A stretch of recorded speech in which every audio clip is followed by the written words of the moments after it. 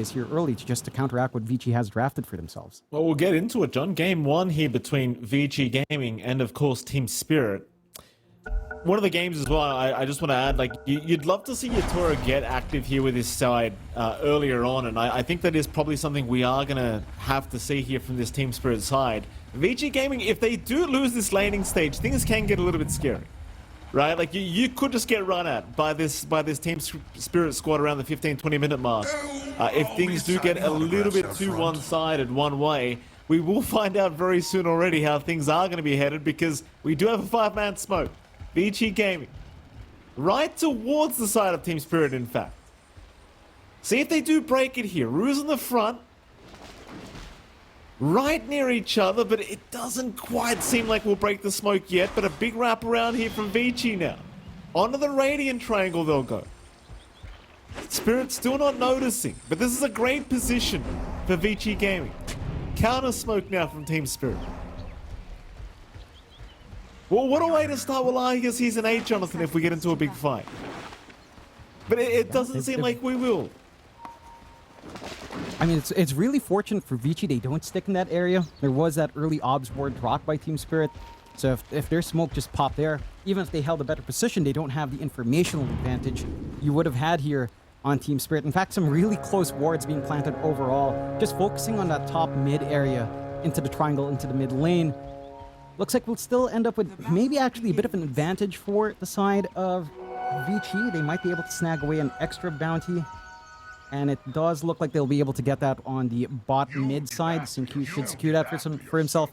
So a 3-1 start feels pretty good for Vici Gaming. You don't miss out on much.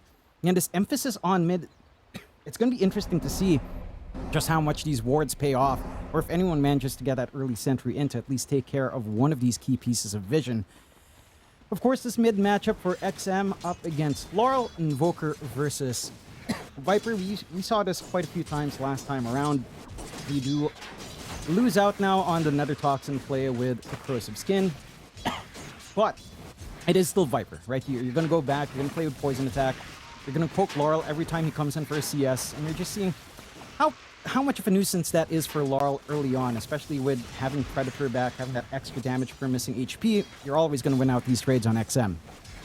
Absolutely. I mean, not much Lyle can really do about it. He'll just enjoy himself a laning stage. And I think Lyle, as long as he just stays alive, soaks some XP, gets some creeps, he'll be more than happy. Not really much you can do about the Viper lane. Just kind of sustain yourself. Those side lanes, though, pretty interesting. Of course, bottom lane, you've got your Toro here with Panto. They'll be up against Bark and Sinq. This arguably could go either way. It's quite hard to know who does have the big advantage here on either side. As we do have Bark claiming there's a bug with Yatoro's Monkey King. They'll go for a quick double disconnection. What do you think about this bottom lane, Jonathan? I'll pretend I didn't enjoy this. I think it has a lot of potential. I think, again, when you isolate out Monkey King versus Slardar, this can feel pretty good for Monkey in a melee lane matchup where you have a little bit more reach. Slardar can always play back, of course, with a crush. I think where this really comes down to is whether or not Panto can get a little bit more EXP.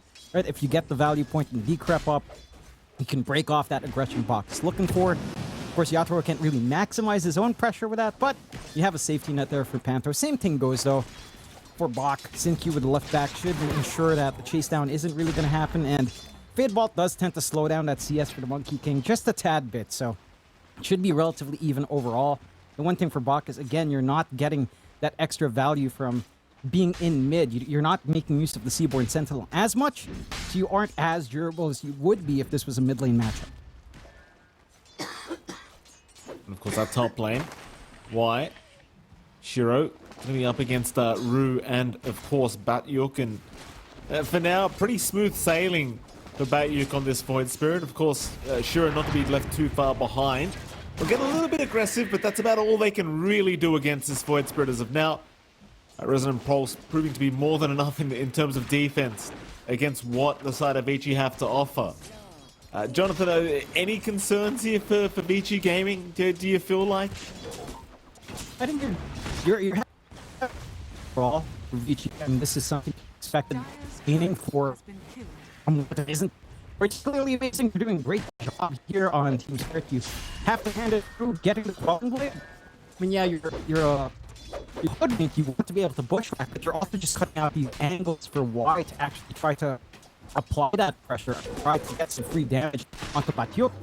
It's giving a lot more room for the Void Spirit than you otherwise expect. As we were talking about in that draft, Void Spirit offlane is very sensitive, right? Like you're seeing Shiro, if he gets the room to just there is some good damage out. It's still managing to kind of match up with fact because he's matching Bach only about 4 CI behind Shiro. Not the end of the world there for Void Spirit off. And that should lead to still some very stable gameplay. Yeah, I'm going to try onto Rube, but nice little bushwhack away. Now Rube still going to drop. Why? Able to secure the kill there along with Shiro. So happy days for Vici Gaming. Off to a good start of this safe lane of theirs, and nothing to write home about though. Team Spirit, not to be outdone, still having a pretty good laning stage themselves. We should say Lal has not died in the mid lane quite yet as the Invoker. Although of course that mid lane is going horrifically in terms of CS for him. And that bottom lane still going relatively well for Yatoro. So all things being said and done, I don't think this is really too bad at all for Team Spirit.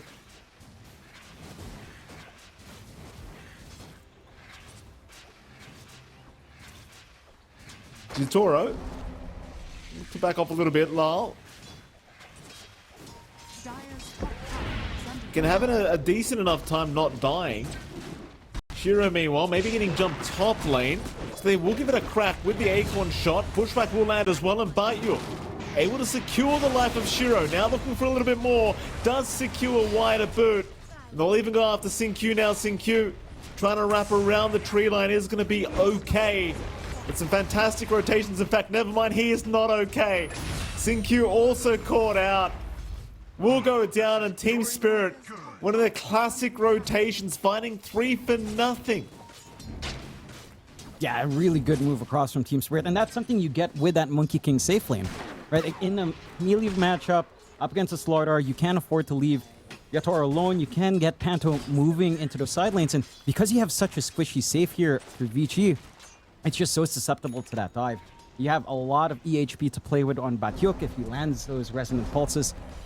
And again, for Vici Gaming, I mean, you lost access to these camps. You lost access to the tree line early for White to play really aggressive. You did manage to find that first blood, yes, but you got enough from the early start there, from those first few waves for Batyuk, to actually have the XP to play with. So a really good read out from Team Spirit, starting strong, 3-1 so far. The mid lane is well here for VG, and we talked about this with the Viper, but you are getting a lot more on XM. You are managing to bully out Laurel quite a fair bit in CS, and you have that level 6 spike up already for XM. You would want to start to try to apply some pressure early now. You've got the double rate band timing to play with as well. They are doing a great job of contesting these power runes though, and Panto will actually snag away that shield rune, which would allow a bit of a dive from XM. In fact, they're focusing so many resources on mid, showing Gru and Panto around here just to shove XM away just a tad bit. You get a little bit of that early shove in. It's a level 2 Nether Blast, not too strong yet on Panto, but considering how active he's been on the map, every little bit of chip damage up against Viper just to hold him back will help massively.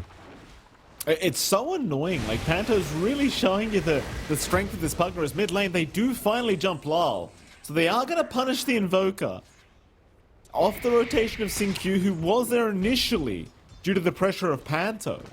I was just about to say, Panto was proving to us how annoying this hero can be, just spamming Nether Blast whenever he can in the mid lane. Unfortunately, it still costs him an Invoker's life, but that's not his fault. That wasn't on Panto. No. Again, it's pretty rough lane overall for Laurel.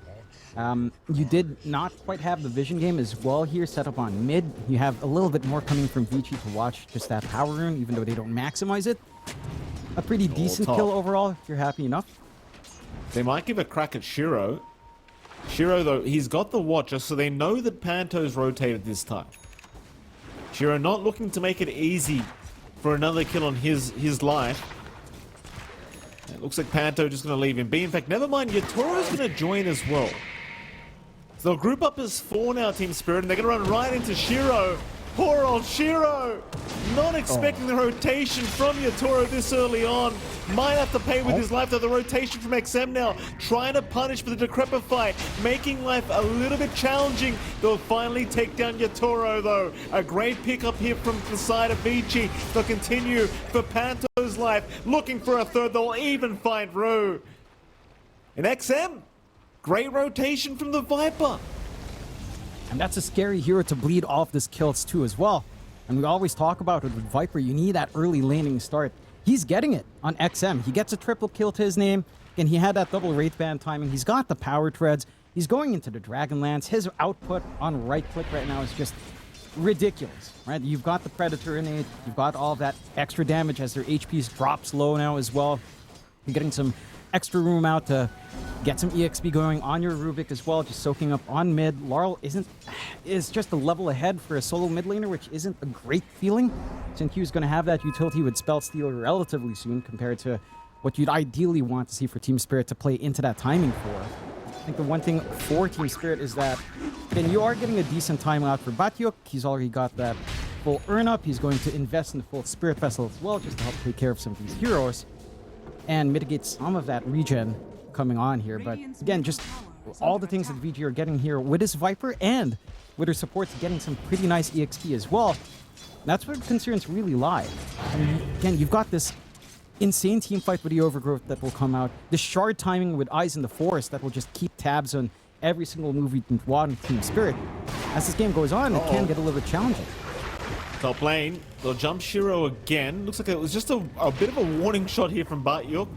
Gets a rotation out from Sinq, but it may cost him his own life. He'll look to get out of there with the Assimilate, but it's not going to be enough. So Sinq, it initially looked like a wasted rotation, but it ends up paying off for Vici once again. And sadly for Team Spirit, they're not able to get away with these little poke plays. No, and again, the punishment's pretty severe. I mean, you were talking about how sensitive Vici's draft is. I'd argue that Team Spirit's draft is equally sensitive. Right? Like, again, you've got this decent timing still lining up on your Void Spirit. You've got this Invoker that just needs more cooking time for Laurel. And, you know, you need quite a little bit more for Yatoro to really feel like he can just run forward and face off against some of these hits. He's also not having the best of times in terms of just sneaking around because you have ways of tracking Corrosive Haze, and eventually the shard that comes on in Nutrient makes it a little bit hard to play that hit and run. You've got this huge frontline potential on Vici that you have to find a way to break through. Because XM is just, he's about to hit his Dragonlance, and this guy can hit from a mile away. He's going to have decent enough stats as well, a good balance of Agi to play with. They're going to find a very quick kill off onto Panto. I think that was a 3-hit from Bark. Meanwhile, Bushwhack committed now from Ru, trying to get away from Y and Bark, and looks like he is going to be alright. But there's no fighting into Vici at the moment. In fact, we do have a Viper Strike committal here, right onto Ru. XM cuts him off on the Viper. There's just no fighting right now against Vici Gaming. And I want to say it's mostly XM that you're really concerned about. But even Bark on this Slaughter, like, he'll just 2-3 hit you to death. Nothing you can do about it. Now that's the issue with running this Pugna and even this Hoodwink to an extent, right? Very squishy supports. They don't really run up and set things up where you're reliant on your Monkey and your Void Spirit who aren't ready for that. So if you are trying to set up for a play with Bach around and with him inching towards that blink as well, all of this is happening without that mobility on the Slaughter. Once that blink is up, I mean, you're just going to get 2 hit down on your Pugna. You're going to get 3 hits down on your Hoodwink. There's not really much you can do about it. At least there's some big stacks being built up here by Team Spirit. Laurel has all the room to farm that up. He is inching towards his Meteor Hammer for a little bit more follow-up from his combos. There's a good Spell Lamp to play with as well. But the tools aren't quite there yet. Again, for Vici, it's still ramping up. Yeah, he's got this timing at 15 for shards. They are trying to catch Y, poking a bit. Oh yeah, nice little pick at Y. He's still going to walk away, though. In fact, now they're going to make the jump in onto Ru, who's just getting annihilated by the damage output of Shiro. Yatoro, he's out with the Boundless, and the Wukong's come out onto Shiro, but it's no good. It does nothing. Once again, Spirit. I mean, it's not the biggest kill in the world, but they are just slowly bleeding back the way of Vici. In fact, here we go. They'll try now for Batyuk. Syncue, lift is up, but Batyuk going to be able to just kind of walk away from that as they do actually get the astral step. But Syncue not going to bother committing. No, I mean, no real need to. You've got the stolen Forge Spirits up. You can force a little bit of a push onto that top. There's not much Batyuk can really do to mitigate any of that. You've gotten a very free lane out for Bach with all of that action happening up top. The Slardar is just free farming in this game. Already at that Blink Dagger timing up. And all the cores of Vici, again, having a fantastic time coming out of that laning phase. XM has just been this really great foundation since that rotation up top to keep that pressure going. And with your lineup here in Team Spirit, you just need time. They are getting access to their caps, and the Ancients weren't contested. The hard camp stacks weren't contested. There's a lot of farm flowing in for Batyuk and Laurel, sure. But, I mean, you're still in happy positions here for Vici. Like your Muerta already has the full Maelstrom. Again, Blink timing and Slardar is up. You've got the Hurricane Pike set for XM. We're approaching 15 minutes in as well, so you can maybe start to think about Tormentors towards the 19-minute mark as well. And start thinking about these free shards coming in. If you get lucky, you get the Treant Shard. You just have total map vision control. Granted, again, it's easier to chop down. There's little eyes in the forest now. But it's still a lot of time and maybe some potential rotations that can just get broken up by one hero. A bit of a clump up from Team Spirit top. Try to play for the shove in onto that tier 1. But playing into Treant Protector, I'm sure it's a level 1 Nature's Grasp. It is a max level living armor, so that is slowing down that push just a bit. Does buy some reaction time here for Vici. It does. Vici thinking about it. We'll jump in right onto your Toro. Nice double boundless, but rather bushwhack going into the boundless strike now, connecting onto Toe. They'll take down Y, but your Toro is going to go down eventually. They'll make the jump in onto Lal now. Lal trying to run with the Ghost Walk is probably not going to make it if Syncue finds him. And he does. Completely blind. Jumping away on the Rubik, even surviving still. As XM will take down Panto. Finds Ruda Bird. How did this Rubik get out of there? Was a Syncue got out? How did he do that? I mean, he's just dancing around. You know, he gets a good lineup with that Astral Step. He still has a charge left, I believe, afterwards. What? And it's just so difficult to catch him out. You also have the full upgrade up with the Essence Distiller, so you do have a lot of health regeneration to play with as well for Syncue in weaving in and out here. And again, this is the top forward side. They're going to try for XM. I mean, he's not an easy target on this Viper. Not with a Treant Protector behind him to help out. They'll try again with the break now of the Sharpshooter into the Sunstrike. He's dropping low. XM now, surely to go down. They'll pop the Overgrowth. They've finally got the Viper at least. They'll trade Batyuk, but it'll be well worth it for the life of XM. Radiant's top tower is under attack. I mean, that's a little bit of a consolation prize for Team Spirit. You managed to take the tier 1 down as well, so you're getting some bonuses here, right? Like you've got the Oblivion Savant for our Pugna, a little bit of Spell Amp coming in for Panto. Doesn't hurt. Have just a little bit more output playing. Oh. Yeah, you see that previous fight.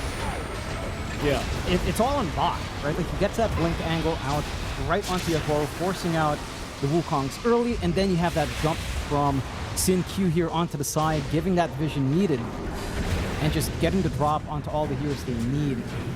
Your damage with Batyuk is just not clean enough. And he got to that point yet. Horrible. I mean, just the fact that you've seen this highlights, the fact that he gets away at the end. What is it, John? it's just, again, the timings that you expect for all these heroes on Team Spirit. Invoker needs a lot of cook time nowadays. I mean, you're going for the full Octarine now for Laurel as well, just to have your combination on hand quicker. But the offlane Void Spirit's the one that maybe the most awkward one timing-wise, right? Because, again, this hero just needs some key items at some good times. Batyuk has done a fantastic job to find that urn timing, but felt like when he hit that urn, they weren't really able to capitalize in that window before the full Spirit Vessel upgrade really came in. And again, that's when the punishment from XM came in with that rotation top. So it's just a little bit slower to ramp up now. This is when Vici's so strong. Panto. Panto, he's going to buy a bit of time. Not too much time, John. XM will claim the kill for himself. Nice and easy. Of course, the side of Vici Gaming still in the lead, 5k net worth ahead. More than happy to start pressuring the mid-tier 2 tower, but more so just taking over the map as they do get jumped here. Y has been caught. Very nice dust committal from Rue, knowing there was a train around somewhere because they had the sentry earlier. See, that's what you're gonna be a little bit wary of if your Vici Gaming is feeding away kills like that for no reason. Yeah, I mean, there are always catch-up mechanisms for Team Spirit, leaning a little bit too far out there for Y, trying to get some information for his team. Not the biggest loss in the world for Vici, sure. You're still maintaining that 4k lead. Remember, you want to widen that as much as possible. This is a lineup on Vici that will benefit quite a fair bit from just this kind of runaway start. If you manage to increase this lead to maybe, say, 10k at 25, that's when the game starts to feel a lot more secure for Vici. There are still windows to play with here on Team Spirit. You've got this Manta build-up into Desolator BKB lining up for Yatoro. I think that BKB has to be in a little bit quicker in that build order for sure, just to be able to withstand some of that damage coming in from Shiro, not care about too much from this Viper as well as XM. Have a way of dispelling off that overgrowth. And I think once you have at least one of these BKBs up. Not really much you can do to escape, it looks like, though they do help out, at least with a very nice bushwhack onto Bark. Bark now forced to get away, but XM going to jump in with a Viper strike. Is it going to be enough? It should be, and it will be. XM able to secure the life of Batyuk in the end. They do try to make life as hard as possible here up against Vici Gaming, but they're getting away with everything, and now a Roshan attempt here from Vici. Again, it doesn't take too long when you've got the Slaughter on hand. Having this access to Second Life very early on is going to make things a whole lot simpler for Vici to start to look for these tier 2s, maybe even a threat onto the high ground. They are trying to contest a bit. They do get Y, so you do get at least a bit of a consolation prize here for Lal, but it is still going to be an Aegis up onto XM. It is still Shiro leading in the net worth lead as well as the Muerta. And so you really couldn't have asked for too much more right now as Vici Gaming. Everything's just going swimmingly for their end of things. Spirit, they're the ones that need to find a way back into this game. Bottom lane looks like they are going to make the jump onto Sing Q now. Sing Q, though, proving to be quite a hard character to take down, as he will just casually walk out of it. No, it's not quite enough. Not quite enough burst on hand. They are still staying in this area, Team Spirit, but Yatoro is walking through the gate. They're not looking for that full committal. Rest of Vici is ready to intercept. No one to really ambush up top here from Team Spirit, though. And they don't have vision set up in the gate as well if you wanted to make that same move for Vici. And we'll hold their ground. And they're the ones with the Aegis. They're the ones with the tempo here on the side of Vici Gaming. Looks like they might actually be tempted to go for it, but not. They'll go for Mentor instead. Who gets that lucky free shard here. If it goes on to Y, it would be massive, but it goes to Sin Q instead. Rather unfortunate. Would have been very happy days to get free eyes in the forest, but you are happy enough with just added utility on your Rubik. You've already had a hell of a time trying to kill off Sin Q. With a little bit of a lift back on himself as well with telekinesis. Might not even be possible to get that threat in. We'll see what the ideas are. Bach already running forward up top. Not really going to be able to catch anything, but they have so much time left on this Aegis. Still 3 minutes left. XM is about to hit his Manta-style timing. You've got the Shadow Blade set to come in for Shiro relatively quickly. Still a couple of items off into that full Silver Edge as well. Manta already up in Yatoro, so that's at least a start here for the Monkey King to stand and hold his ground. Having a Dispel on hand, especially for Overgrowth, is going to be massive. It just remains to be seen whether or not you'll be fully controlled up. I mean, even with a BKB, I suppose, if Bach is focusing on you, you are just going to be stunned anyhow. So it's just a matter of how does Team Spirit take these fights. Again, ideally, you get a good jump in with Batyuk, you get a combination out from Laurel, from setup, from Batyuk or Ru, and you kind of just hit and run. Ideally, you're looking for pickoffs on Team Spirit. You don't have that tempo right now. Maybe when Aegis fades, you can start to hunt for these pickoffs better, more aggressively on Team Spirit. For now, you just kind of have to mitigate losses. They have good vision set up in Team Spirit to at least play defensively. Right? All these wards in their bot jungle, very secure area to play catch up. And Vici Gaming themselves also seem relatively content to play farming as well. So long as you don't overstep your bounds here in Team Spirit, you wait out this Aegis. There is still a hit and run strat that can come in that can even this game out very quickly. Again, for Vici, the ideal advantage they'd want to have by 25 is around 8 to 10k, I would say, is when you feel like you're in control of the game. At 5k, if that maintains into 25 minutes in with the Aegis expiring, you still have that advantage. It's not as easy to utilize. It's not as big of a gap for Team Spirit to play up against at that point. I agree with you there, John. Vici, they are still playing very, very safely. I mean, there was a bit of a hunt for Panto, but Panto gets away. Top lane, we could see Y get taken down. He's within sentry range almost, and now he is. They'll go on to Yatoro first, but Yatoro more than happy to turn around and fight. They will fear him off, though. Meanwhile, a sharpshooter from Rue, but looks like Rue is going to be stuck behind unless he does get away with the scurry. Still running, surely will go down. The stun does not connect, but Rue finally will die. Nice little bushwhack still from Xingqiu, of course, on top. As Batyuk now bottom. Going to be able to actually step away from XM. I was going to say, John, bushwhack, one of the better spells to still here for Xingqiu. Feels pretty good on the Ruby. And it is, especially with just having Curiosity on hand, getting that AoE bonus, for free as the game goes on. Always feels good when you have something with AoE on hand. It just makes it so much easier to set up for Xingqiu overall, helping to get these catches out. For Team Spirit, I'd say that's actually pretty decent. It took a lot of heroes onto that top lane to get that kill. That's a lot of damage. A lot of time. That's a lot of damage on Buck. He's got a BKB now, John. We won't be seeing that again. Here we go, Team Spirit. They'll group up. They know they've got the potential to kill anyone if they can just find one. Oh, they found Shiro, though. He's a big boy. Like, jump in from Buck. Already taking down Panther that they are going to try. But the BKB reveal now there from Buck, making it impossible to actually find the kill. Nice evade, though. But Buck still going to find the kill. A double kill for the Slaughter. Very unfortunate timing, I want to say, for Spirit to boot. Considering he got the BKB just about 20 seconds ago. Yeah, but all things considered, it's a BKB charge wasted for really just 2 supports. Aegis has expired. Network lead on VG hasn't climbed as high. 7k is still alright. And it's not the end of the road for Team Spirit. Might be if you find Laurel. No, this will be a big one. Lal, he's had a lot of time to just free farm here in this Invoker. Chases on. Y going to hit him with the dust. Does see him. Slow there with the grasp as well. Into the overgrowth.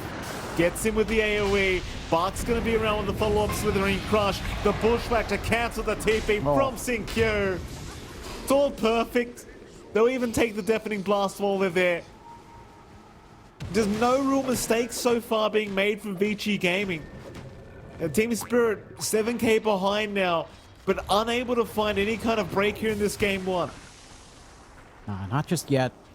Again, it's just down to what these heroes needed to find early on, because you've got supports that can't really make plays for you. Or at least it's not very easy for them to kind of enable these heroes when your cores are behind. So just the fact that you're running this Void Spirit offlane means that Botcha can't achieve as much. He's not even gunning for someone like the Ags. He's just going for the full Octarine, trying to get some stats up, trying to get some quicker uptime on his spells, but you lack that utility. Not that maybe you don't have enough follow-through for that utility anyhow. You've got what should be the Desolator done here, and it is delivered out to Yatoro, so more damage on the Monkey King, which is great. It's just been challenging to see whether or not these opportunities for Yatoro to just stand and hit in Wukong's really comes out. Because, yes, he has the Manta for that full overgrowth, but you have all of the spells here on Xingqiu. He catches one more. Yep, gonna find Panto. TP away, though. Gonna make it nice and easy for him to survive, as he does give him a quick voice line on his way out. Spirit immediately gonna smoke up though. Looking to fight. Knowing exactly where Vici Gaming are at the moment. Don't forget, Desolator was just picked up by Yatoro, so plenty of damage output now from our MK as they're gonna run right into XM. He's a tanky boy. Not really the target you want to start on if you can. They'll avoid him for now. XM gonna continue moving forward, but once again Spirit gonna retreat. once they see him. In fact, they'll go through the twin gate. They're going to head up towards the top lane, apart from Panto, who does get left behind. So they do still get a Pugner for their trouble. Yeah, not the biggest kill, but again, it's more that Team Spirit are missing out on opportunities. Not that jumping XM is your ideal target anyhow. If you could find Shiro, I mean, this Muerta, when you catch it off guard, no BKB on hand, no Manta to dispel, only the Silver Edge to escape. Shiro's a really easy target to burst down. It's just that Shiro's been playing smart, not throwing himself in risky spots, only joining his team after the commitment's been made. And this is the one thing that can lead to some opportunities. Hold on. Could be in trouble. Do they have a bash coming? No, they do not. This could TP away. Rue will also be getting caught, it looks like. Rue immediately down. Not happy whatsoever. It is still buying time. I mean, you were just saying this. It is giving time for Yatoro to get to a stage where maybe he becomes a big problem. But it really doesn't seem like Vici share the same concern. No. And I don't think they should be too concerned anyhow. Again, you still maintain that AK lead. It's not overwhelming, but when you get positions, they are forcing you. Panto's going to try and stand his ground. XM going to be jumped here by Batyuk. Not really worried whatsoever, but here comes Yatoro now, though. Nice 4-star away outside of the Wukong's command. Yatoro is still trying to man-fight here, but can't really do it up against Bach. Has to run. They'll go into Panto instead. In fact, never mind. They'll move back on a Batyuk. Batyuk is down. Yatoro's dropping low. He needs to get the hell out of there. But Bach's right on his tail. Lands the stuns. That'll be a double kill for the Slaughter. And just nothing for Team Spirit. There's nothing to be had this game one. No, just completely choked out. And again, I feel like the draft had some pretty big sway into this result for Team Spirit. Mainly because you've got supports that, again, just aren't so aggressive. You've got this Void Spirit that just wants to be jumping in, but when you've got just a Hoodwink and a Pugna to back it up, maybe an Invoker with its sword, you know, you could count the Sunstrike as a little bit more to help find these ganks, but you didn't have that momentum early. And Vici are happy with drawn lanes, so we're getting a little bit extra impact from their lanes overall. Already sieging away on these Raxes here. I mean, they can pick away with these little spells, but nothing's really happening. Like, Vici just seems like they're always safe to retreat as a unit. That'll be one lane of barracks taken. Head down towards the bottom where they're going to run right into Panto. Q not playing any games with him, just locks him down for what feels like an eternity. And so at least Panto buys a little bit more time. But that's still 1 milli barracks down the hatch. And Spirit, they're still yet without an answer. Like, I don't see how they're going to pull off this game one victory. Midler. Batyuk's in trouble. Bach's on his tail. He's got a nice haste rune from Self Battle Help. Perfect rune for Batyuk. Yeah, but I'm not seeing, again, this big item that kind of allows them to regain control in this match just yet. Again, this Octarine on Batyuk is nice. It allows him to cop a little bit more up front. Allows him a little bit more leeway with how much uptime he has on Astral Step, how much time he has in between Resonant Pulses, sure.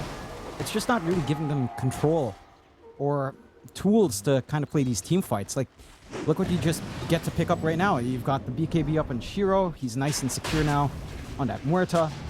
You're not going to be able to stun lock or silence down this Muerta at all. You combine that with the Pierced Veil, it's going to be very hard to see an opportunity to where you can actually pull off Shiro. Roshan doesn't take any time whatsoever.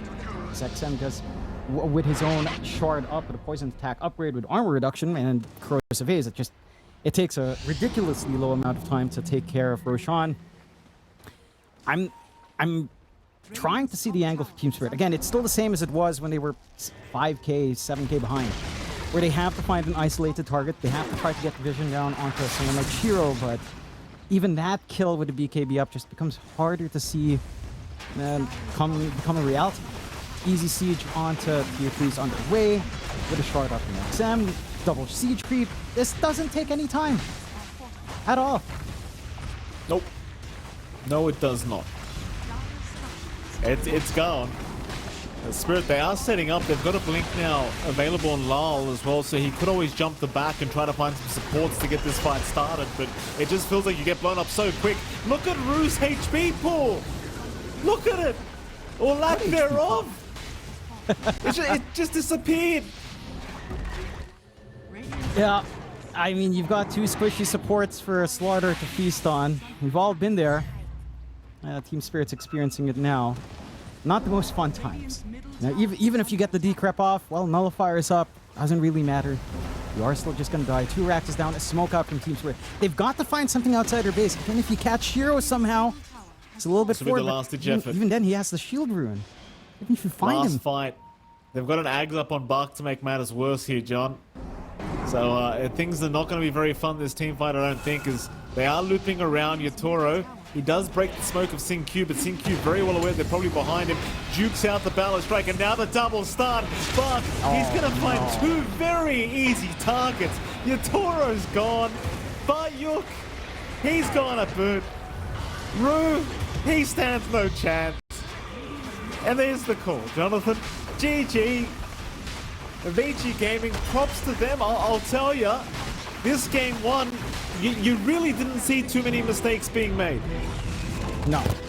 Certainly not. A perfect game coming out from Vici. The laning phase was pretty clean. Not amazing by any means, but very that's hard to shove away. The issue is, for Largo, is you are laning up against pretty much dual range, right? Like, it's Wind Ranger plus Disruptor. There's a lot of poke that, yes, you can kind of use Catchy Lick to catch this Wind Ranger, punish for using Wind Run at the wrong time. But it can be a little bit tricky as well to just feel like a big bully for Largo in this kind of game. So I'm curious to see how much Batyuk can get out. Again, he's got the stats, he's got decent damage to kind of try to trade, but it is dual range, and once you get a value point and even just glimpse or kinetic field, your own aggression just kind of gets cut out. You can still play quite nicely here on VG with Wind Ranger and Disruptor into Largo, no problem whatsoever. Oh, here we go. Smoke out from Team Spirit, but immediate smoke break here onto Batyuk. See, we'll realize now they are in the dire triangle just chilling. Vici Gaming not getting the easy pick off they were hoping for. They'll go for a counter smoke themselves now, so looking to relocate perhaps. They'll go back through the river onto their side of things. You do still have Team Spirit hanging around the top rune spot. Just in position, ready to fight whenever. Smoke broken now on Sin-Q. Same as Buck. Rue right behind them. Will reveal himself now on the Batrider, but nobody was ready for it. He'll get away. And it's going to be a pretty... In fact, it looks like a 3-for-1 start in favor of Vici Gaming on the bounty runes, but nobody really takes any damage. Everyone's all right. Are you ready to run? Except us, Pretty Jonathan. happy start. We took all the damage. Yeah, I mean, you know, I guess you could argue Vici spent the extra 50 gold in that smoke. Didn't really find much for it. But they get the extra bounty. It kind of offsets itself. You know, that doesn't count for much. You know, you were talking about coming back in after all these months and not seeing anything change. This hasn't changed. You've got the Quap versus Ember Spirit matchup mid. You know, at least now you are stuck with Succubus nowadays. You know? You know what I really miss, John? Do you remember, like, pre-COVID, there was a patch, especially in the region of China, where they just, the POS ones just constantly changed lanes, no matter what happened? Oh, yeah. Do you remember that? Yeah. Where they were just running up and top, up and down constantly through the map, and they just didn't farm for 20 minutes straight. They just kept running up top, top and bottom lane over and over again. I really miss that patch. Oh yeah, that was great. That was Southeast Asia as well. We just had musical lanes, as we called them. And it would just be the first 10 minutes of TPs switching. You see them switch back, you switch again. Those were the days. Still, Sin-Q, copying a lot from Rue. Again, just sticky napalm, some right clicks here from your bat does feel really good. They're not doing much to shove away Bach. Again, Bach on this Underlord should just be able to farm. I'm curious to see how much Yatoro can get out here. Again, POS 1 Tiny does not have the infinite tree grab any longer on Shard. So it's not like you have this insane right-click potential that just maintains. There is a limit to it once more. And see how much Yatoro can get out. So far in the lane, going pretty alright. The bot lane, seeing some of that aggression coming in from Batyuk, putting the lane in a pretty interesting spot. A lot of sustain. for that lane to play with Panto on hand, with Nature's Attendants. But again, it's very tanky, but they pull him back here with Y. I mean, they pull him dangerous back, spot. but it actually works in his favor. Why? Doesn't want any more of this. He'll be okay for now. Why? Still retreating. In fact, Panto. Oh, Panto, he gets a little bit too excited, Jonathan. Gets caught with his pants down in front of the tier 1 tower. yeah, pretty big punishment coming out from Vici Gaming. I was going to say, I'm not sure if you were planning Panto and pants down, but that was a good one as well, Mike. Just wanted to point that out. Oh, it was... Good job. Look, it wasn't my greatest moment, John. You know, it was on purpose. It wasn't that clever. I was hoping you wouldn't bring attention to it, but you have. Well, go on, Gene. You can always count on me, Mikey. You say something cool then, John. Go on. Something cool. There you go. As requested. You can Oh, always count on me, that's Mikey. horrible, I'll get the John. job done. Is there a girl I don't know about, John? Is that what's happened? Have you becoming a dad, are you?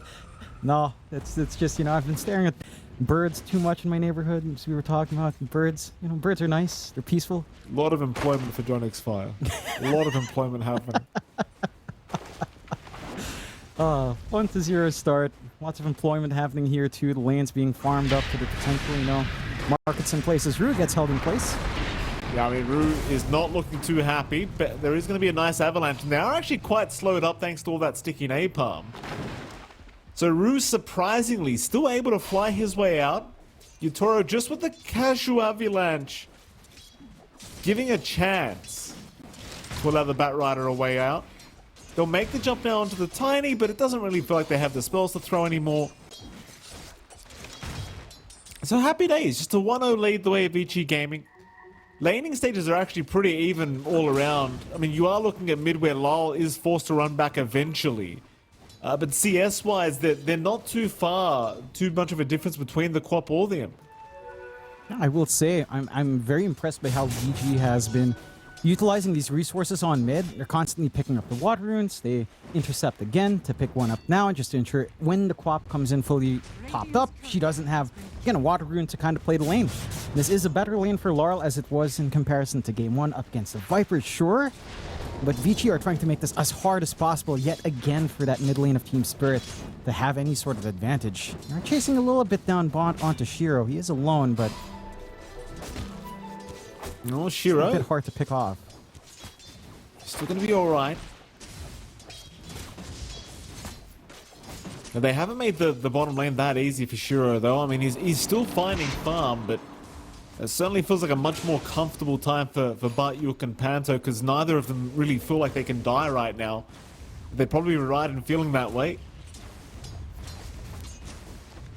Top lane, still pretty quiet up there as well. Yatoro's been having a better time, but even he's playing quite cautiously now as the levels do start to come up on Sinkyu and Bark. But overall, pretty quiet start to this game number 2. You don't really expect too much with the hero combinations they've got going. In fact, if any lane was going to be active, it was probably the mid lane. Where it's still a pretty even affair. Like, you saw that one walk back from Lal. And except he is proving to be very aggressive. But he doesn't have any points in the chain, so he can't really hope for a kill. But he's still dominating that mid lane. At least in terms of CS, he's having a pretty decent time. That he is. That is the one thing with Ember not having these facets up any longer. You don't have that additional Searing Chain target as you used to. With Chain Gang, you don't have the remnants as well with chains. They are fighting over these power runes. They are. Panto does take the illusion away. Does get trapped in that static field. Shackles is there as well. In fact, they do have enough. The kinetic field out. Panto perhaps not anticipating even the follow-up from our Wind Ranger here of Shiro. But overall, they'll be happy here on Vici Gaming to claim that kill. And in fairness, it's not like XM really needs the rune either right now as the Ember. Like, you would have liked it.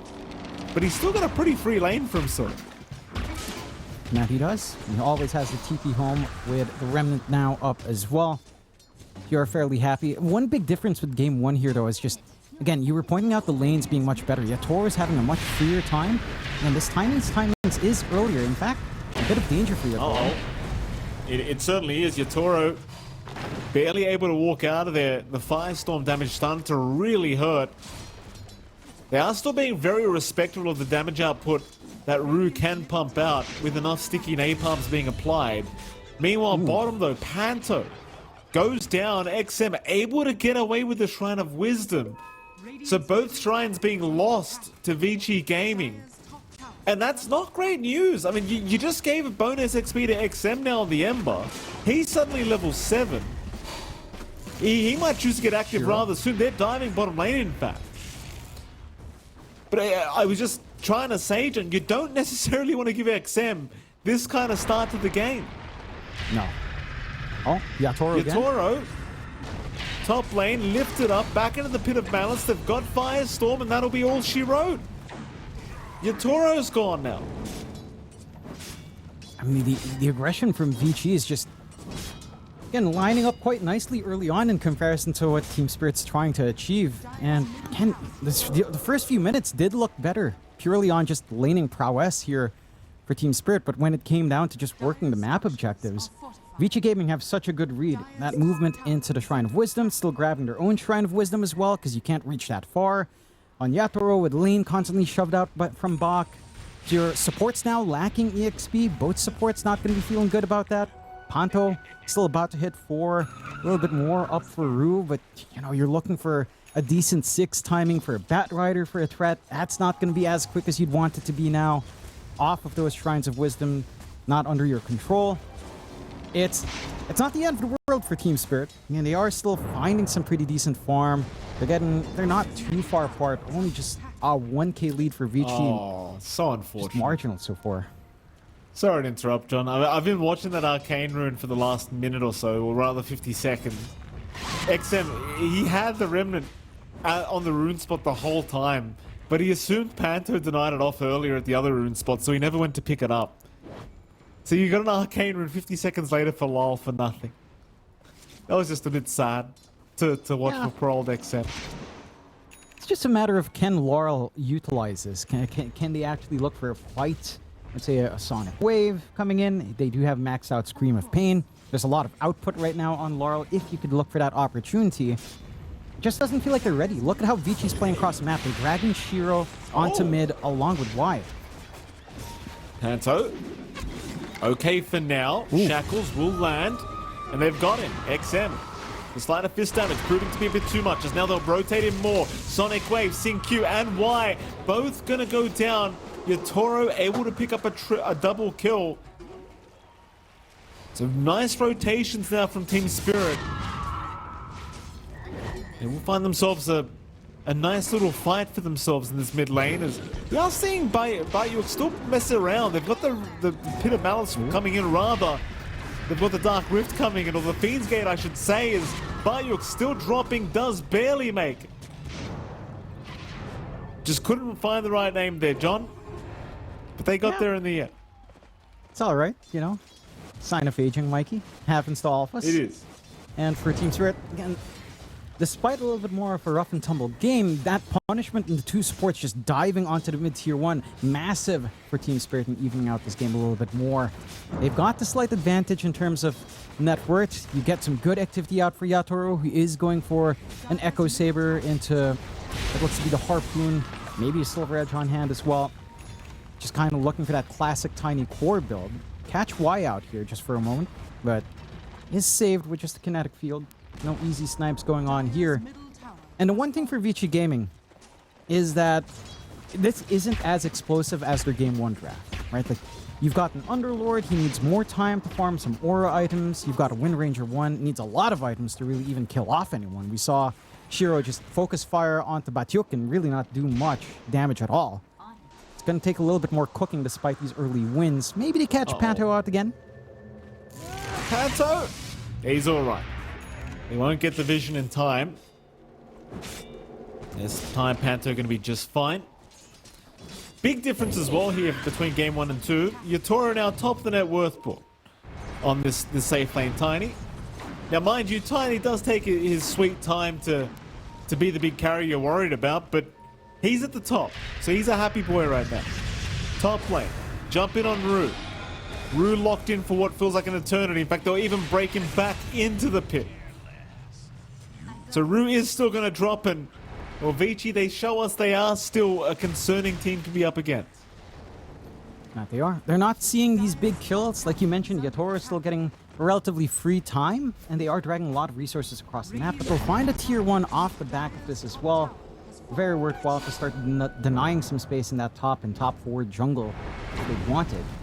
Bot lane, not seeing that same pressure from Team Spirit to push in this commitment either. So, yeah, you're in happy days here for the side of Vici Gaming. Love this build from Bach as well, Mikey. Got the Atos up, rushing the Ags next on the Underlord. Looking for that utility with a Pit of Malice on the Dark Rift. I like it. Just more control to come in. It's really yucky when you're playing heroes like Quap, you know, Bat Rider, just these hyper-mobile heroes that just, they don't want to sit still. This Underlord, it can just make your life impossible when you've got this much lockdown available. And they really just haven't needed auras either.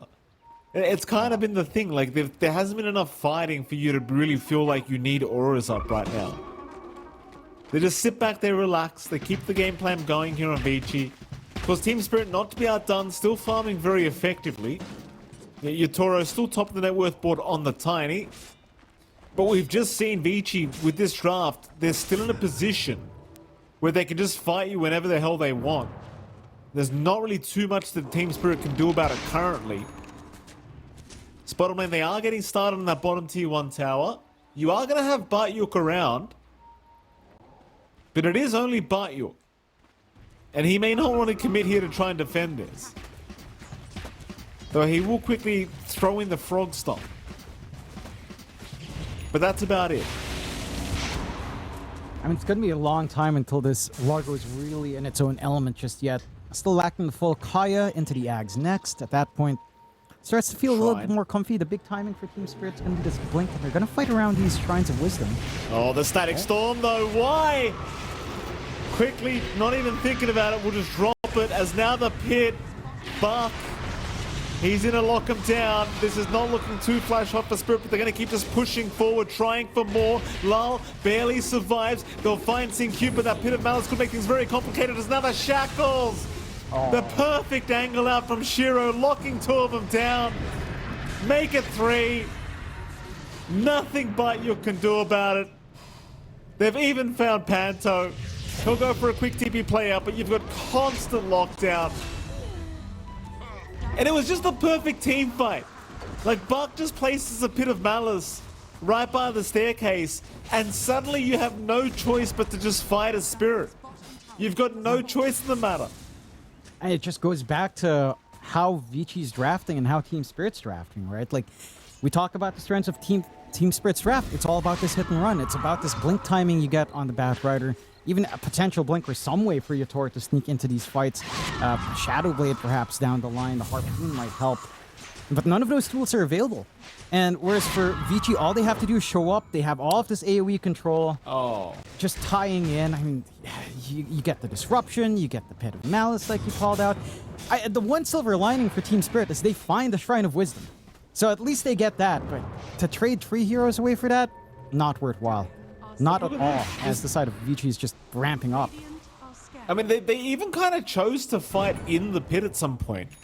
Like, mind you, it almost felt like Yatora got dragged into the fight, but it just such ugly positioning, and there's just nothing you can do about it. You know, they were hoping to burst Y down quick enough, but Y got the Static Storm down, and that made things just awfully awkward for Team Spirit. They just did not have the time to figure out a game plan in that position. And that's just something you can't do right now against Vici because of their draft. In fact, now mid lane, they're going to find themselves a Queen of Pain lockdown. In comes Buck as well. And it's just, how do you get out of this? The answer is you don't, John. Even the Hadouken was coming. Or at least it was their own Hadouken. You know, but you get my point that there's no escape. No. There really isn't. And for Team Spirit, some of this gets mitigated with his blink timing on Rue. He's about 200 gold away, less than at this point. So it's kind of down to, can you still find good kills for the Blink Lasso? Can you take care of this backline? The answer should be yes, but will you see these opportunities? Because Vici have just been playing so clean in Game 1, now in Game 2 as well. Just not leaving opportunities for Team Spirit to actually play to their strengths. Batyuk, for his part, has the Kai up, but his Ags is still a good 3.5k away. Just so much more gold to farm up for that one big timing on the Largo. You are still getting that good ramp up on Yatoro, matching the form of XM and Bach. But again, this is a different carry timing now, right? You don't have that free infinite free grab anymore. You don't have that free buff to have all of this right click damage on hand. It does have a limit. It does have a stop point where you have to pick another tree up. There's a downtime period in between. It's not amazing. We'll have to see as they get to control again. I mean, they've got a lasso on Q, but that's about all they've got right now. And Q's just not dying. In fact, now the Sonic Wave surely kills him off, but Rue's the one to go down. There's so much commitment. They'll at least find XM, but they do eventually find Q. It looks like Vici have gone way too far, and they'll get punished heavily. Team Spirit finally fighting a fight to give it back the way Vici Gaming. It just felt like they committed so much for that Rubik to get things started, but eventually XM got a little bit too excited in that fight, and that proved to be enough for Spirit to take advantage. You have to be so cautious about those kinds of engagements here in Vici Gaming. You are strong as 5, but if your control lands only onto 1, that's where Team Spirit starts to feel pretty damn good about themselves. Oh, bro. Batyuk secure in the back, still relatively tanky. Not some issues with damage here overall. Right, like, Shiro's got the full Mjolnir up, working into the Ags for having that tailwind. And that's going to do a little bit more work, but with this lack of damage when you're split apart, it just isn't great. That opening from Rue, not ideal. You know, it takes a lot of effort to kill off Q. It doesn't look good at first, but just the positioning of XM so far forward. No, it's Yatoro, so much though. control. It really was the rotation from Yatoro in this replay that you're seeing. Like, it took him a long time to get there, but that Avalanche toss combination with the Shadow Blade, it just blew up XM, and that was literally the team fight over once XM was gone. And I wonder, can you get that done a second time? You know, because I highly doubt XM falls for that a second time from Yatoro. That's just the classic, I wasn't expecting a Shadow Blade. Pretty much. I think for Vici Gaming as well, it's not like they managed to, again, get all the spells they'd want off. They couldn't really look for a bigger Static Storm or kind of get that connection they'd want in that choke point, either Shrine of Wisdom. So I think that's something for Vici to be a little bit more considerate of as well.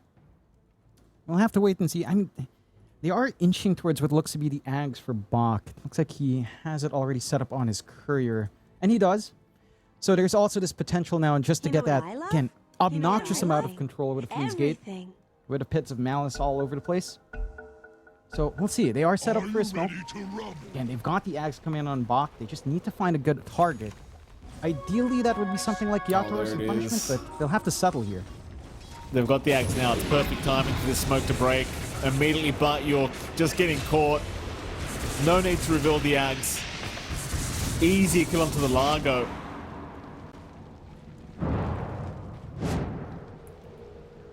And that's all she wrote. That's all they needed. Nice, easy pick off. I think they still want more, though, of course. Because you've still got that Ags to reveal. And Buck is quite literally waiting off the map. Waiting for that next team fight where they can find Lal, perhaps. And Lal, when he's got no counterplay to that Pit of Malice once it locks him down. They won't see them, though. And so thankfully for Spirit, they're not going to be bleeding too much else away. Not yet. In fact, Spirit is setting up top lane now. Radiant's bottom tower is under attack. But it looks like this the sign of Vici will retreat. Yeah. I think the key thing again for Vici is maybe a lack of information. Look at the wards you have here on Team Spirit. Catch out Panto. That's the Ags reveal as well. It certainly is. They'll just make it nice and easy. Bach doesn't want to stay hidden forever. Get the power rune for themselves, and it is going to be a shield rune here for XM. Radiant's top tower is under attack. Top lane. The fight to break out. Bach, he does get a very nice Pit of Malice down. The Toro, though, able to use that harpoon to get the hell out of there. And that is one thing he can do on this tiny with the harpoon. So there's one kind of little counterplay for the Tiny at least. Now, but you are saying they are still just kind of forced to run and dance around the side of Vici. Like, they don't want the upfront fight. They just want to take what they can get for now and just leave the area. Radiant's bottom tower is under attack. I'd still say you're in a happy spot for Team Spirit, right? Like, considering the position they were in game 1 at 20 minutes in, they were about 5-6k behind. This time just being 3k behind. Did win commission Yator, a draft can play, and control onto the form. You're in a much even happier game stage here. He gets that free shard on hand. Pretty nice to get it on that Rue, and it does end up on Rue. A little bit more with sticky napalm. They do go for a prolonged fight, and some utility with some damage on structures as well. It's starting to line up here for Team Spirit. In fact, I'd say Vici are the ones that has to play a little bit quicker, right? Because this Tiny, as it gets into the late game, does still do an insane amount of damage. This Quap starts to be a little bit harder to kill off with a Succubus. Off that spell Lifesteal coming in, how mobile she is, you're kind of constrained to control. Maybe if you scale up some more on Y, if you get to blink Ags, that can kind of be counteracted just a tad bit. Let's see if the smoke starts to connect as well. They have to start finding some wins here. Oh, they're going to find it. Bit of malice. No, it's not enough. Glimpses there, Static Storm, and that'll be enough. They were never concerned. You even got the nice little blink up now on SyncQ as well, so even more setup available. Their Team Spirit, not too worried about it. They're just going to play the avoid game once again. Maybe mid lane they can find XM. Yatoro is trying to connect over. If they can land the Blink Lasso into the follow-up damage of Yatoro, but no. They won't bother. They'll leave him alone, and XM in the meantime, he's just going to go ahead and pick up an amp damage rune. Because why not? Left for free on mid. Gonna be quite happy to just, again, farm up. It does look like it seems to be the Octarine is done here for Ember, and it should be, unless that's a Bloodstone I saw queued up. See what you end up with here. Should just be the Bloodstone. So full Bloodstone done for XM. A lot more output here for the Ember to play with. And need some Spell Lifesteal to play with on hand as well. And see if that's going to be enough to sustain XM through some of this output. Again, in terms of net worth, you don't really have a big advantage on Vici whatsoever. 2 to 1k lead coming across. Full BKB up for Shiro is much more secure now for the Wind Ranger to actually play the game. And the real concerns outside of Lasso at this point, maybe some concern for Sonic Wave. But it's been a little bit harder for Laurel to find those big connections anyhow. I think for Team Spirit, they've shown a lot of good patience in this game. I think they just maintained that, right? Like, you've got the Ags now done for Batiok, much more coming in for that Largo with the Amphibian Rhapsody up, with Akaya as well, all of that additional damage and sustain. That is a timing you can start to play around now on the side of Team Spirit. You're Tiny for Yatoro, one part away from the full BKB. It starts to get a little bit nasty with that Tiny. Well, speaking of Yatoro, PG Gaming are just cut off a bit. They do get spotted by Panto.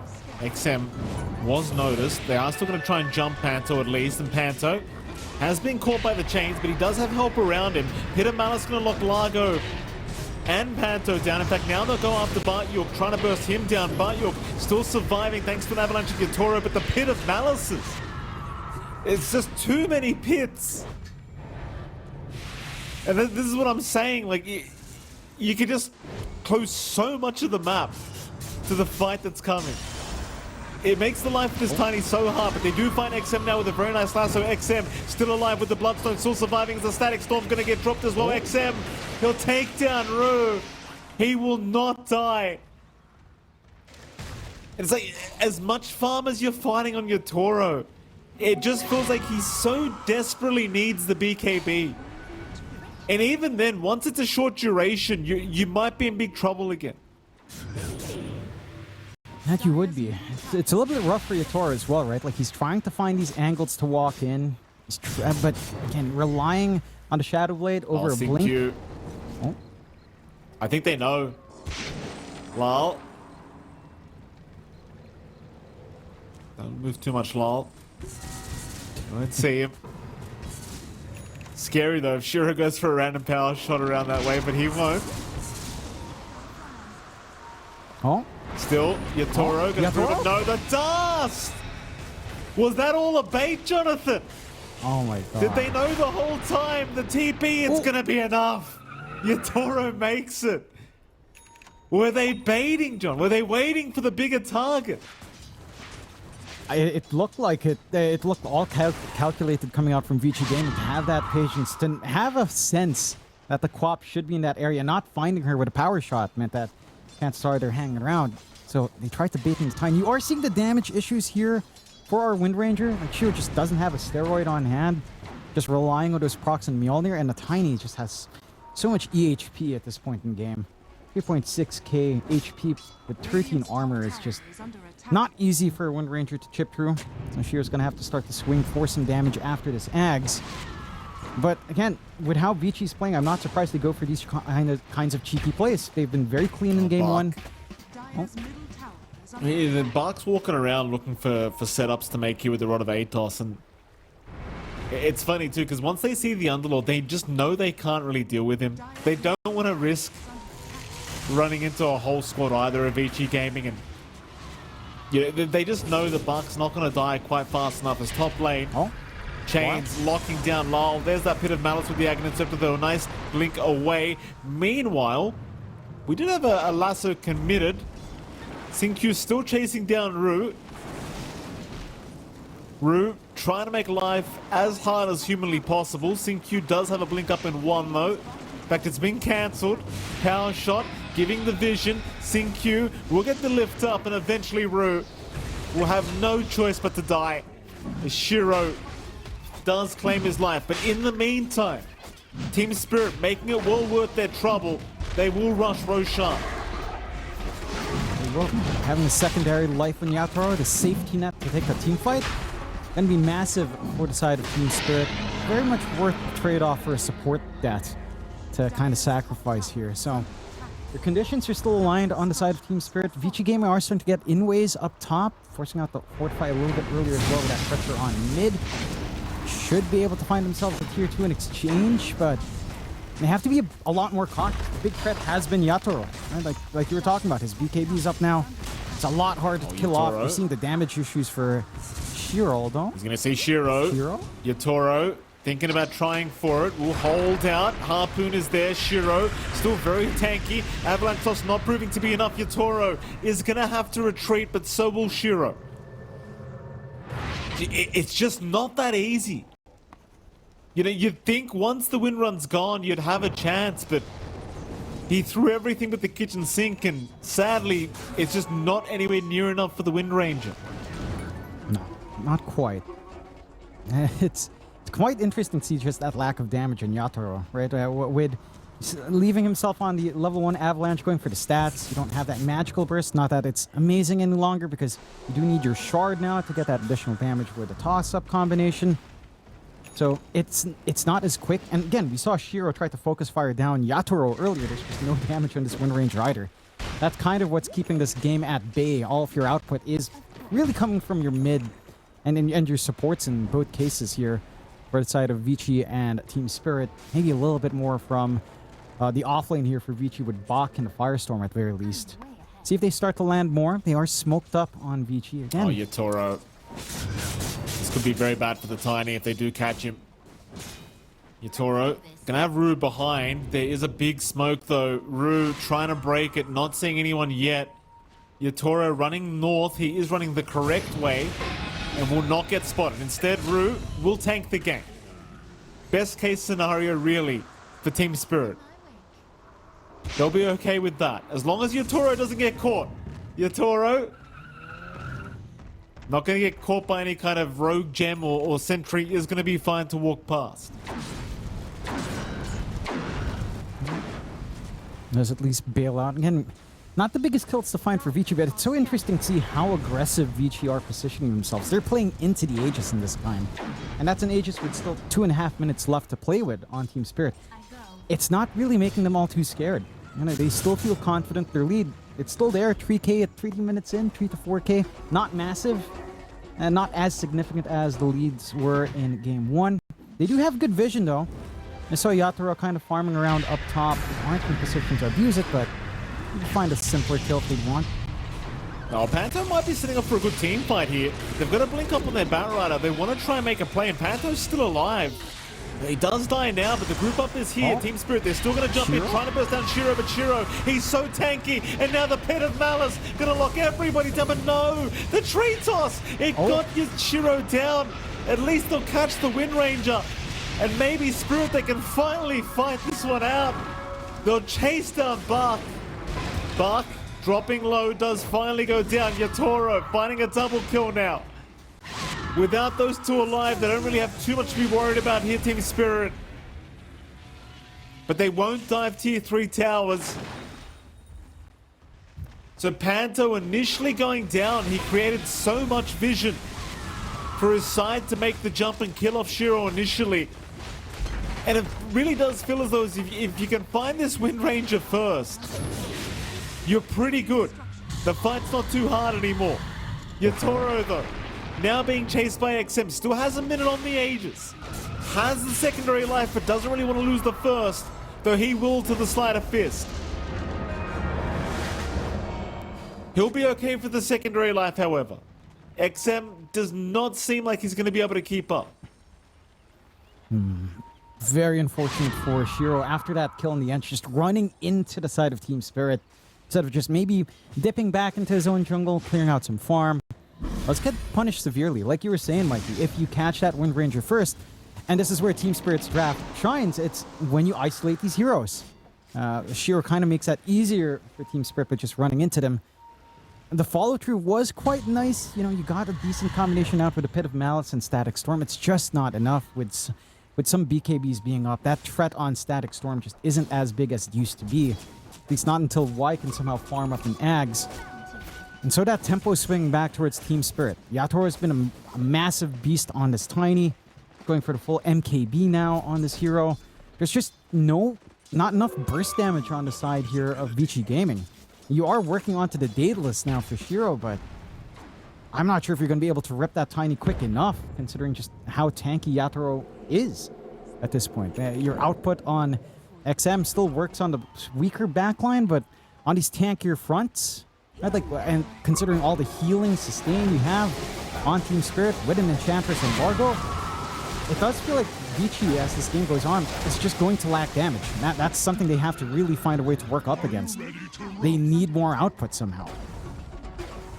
There you go. Free shards for Yatoro. They're feeling pretty confident now.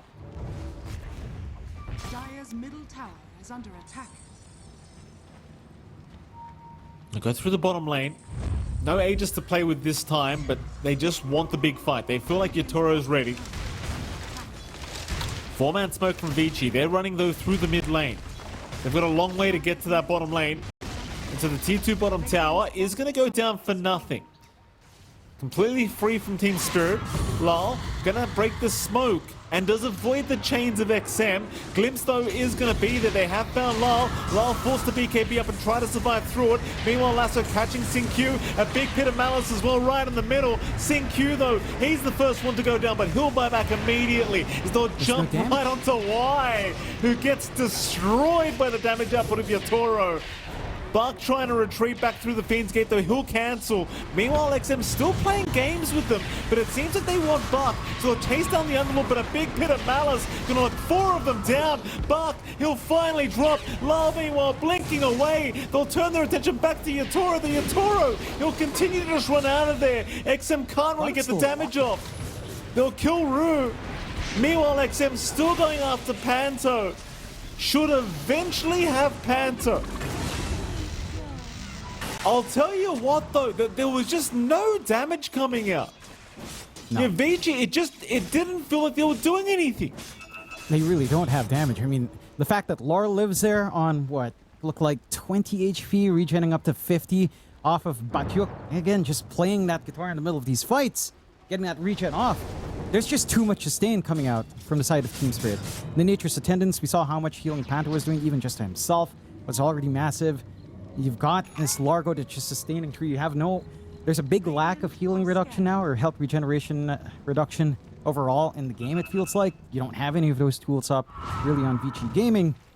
Again, Shiro's not fully set for output. Even with something like the Daedalus, you can only focus 1 down. So I'm not sure how you're going to take care of all of these issues all at once, because you're mainly playing with some utility here in XM, right? Like There is some good magical damage, but nothing that really bursts until maybe you have the Ags and can just dump a lot of fire remnants out in the middle of the fight. Then you could be talking. You don't really have the biggest right click on Bach as well, right? It's Aura, it's Control coming out here for the Underlord, so your output's really down to XM, Shiro, maybe some decent output as well on Sin Q if the fight goes long and he manages to steal some good spells. It's just a lot to ask for. Whereas for Team Spirit, you've got this Tiny that does a huge amount of damage in AoE. You've got the Quap who does the same. Largo as well with the Ags. Just so much easier to play with this sustain and output you have on Team Spirit. Like, yes, the team fight on Vici is better. You saw how good that control is. They were locking in everyone. But nothing happens. They get all that lockdown and literally nothing happens for VG. No, that's kind of the issue. I mean, just nothing happened once they locked them down. Roshan will get targeted now by Team Spirit. Vici Gaming, they will know thanks to Roshan's Roar. There's going to be an immediate smoke though after that Roar from Team Spirit. They want to bait Vici in.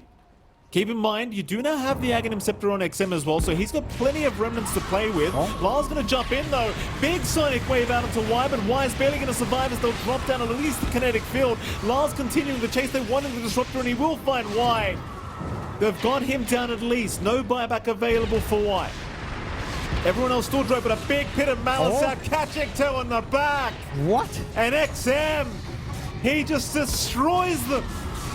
They'll keep the fight going though. Lal jumping in onto Shiro now, wanting the Wind Ranger, but the Shackle's going to lock down Lal, who's still somehow tanking through it all. Shiro, he's the one to go down. XM, meanwhile, still chasing down the Queen of Pain, but can't quite get him. Will continue the chase, however. There's Bayuk. Bayuk is just playing guitar in the middle of all this. He couldn't give a crap. So the team fight, very awkward as Bayuk's still going. XM's going to make it out. I believe it ends up being a 2-for-2 trade in what feels like should be favorable for Vici. But I genuinely can't tell you now, John. I'd say it's definitely a little bit better for Vici Gaming. You get a higher priority target in Yatoro for sure. That is some good target prioritization from Bach, looking for that opportunity when Shiro is just starting to focus some damage down onto that Tiny. You are seeing some improvements in damage just with the Crystallis alone. The Daedalus would certainly help ramp things up in that department, and things start to get exciting again. And we saw all of those resources out from Team Spirit to focus down this Disruptor. I think they threw everything out just to take care of Y, splitting their fight up into two fronts. Made it a lot more challenging to protect themselves over those two fronts. Again, that control does kick in. They managed to buy a lot of space there while all that action was happening from Shiro trying to focus onto Laurel.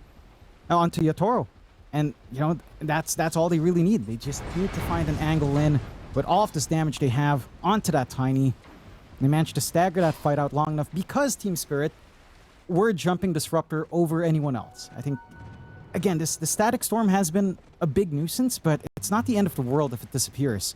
You have enough control coming in from Bach as well, and from some of the chains here from XM to compensate for it. The BKBs are up anyhow. You don't have the full Ags on this Disruptor. If this was a fight where Disruptor Ags was in play, this would have been a little bit more justifiable. As it is, it felt like Team Spirit just got maybe a little bit jumpy for an opportunity there and kind of lost positioning because of that. Speaking of jumpy, by the way, John, if a fight does break out, want to point out, Rue does not have a BKB for another 45. He accidentally, looks like he misclicked it earlier on. Maybe just testing it out. Doesn't really matter though, because there's no Roshan fight happening anyway. Full Daedalus completed as well on Shiro, so damage output for the Wind Ranger feeling a lot better now. Both teams playing very carefully. Very well aware Roshan's available for both sides. Neither one really committing to try and start Roshan yet, but instead Vici gonna go for a big smoke up behind Bach. Yatoro, he just picks up a Blink Dagger now, so no buyback available on him. Amp damage room, but also an Aghanim Scepter pick up on Rue now, so big item pickups.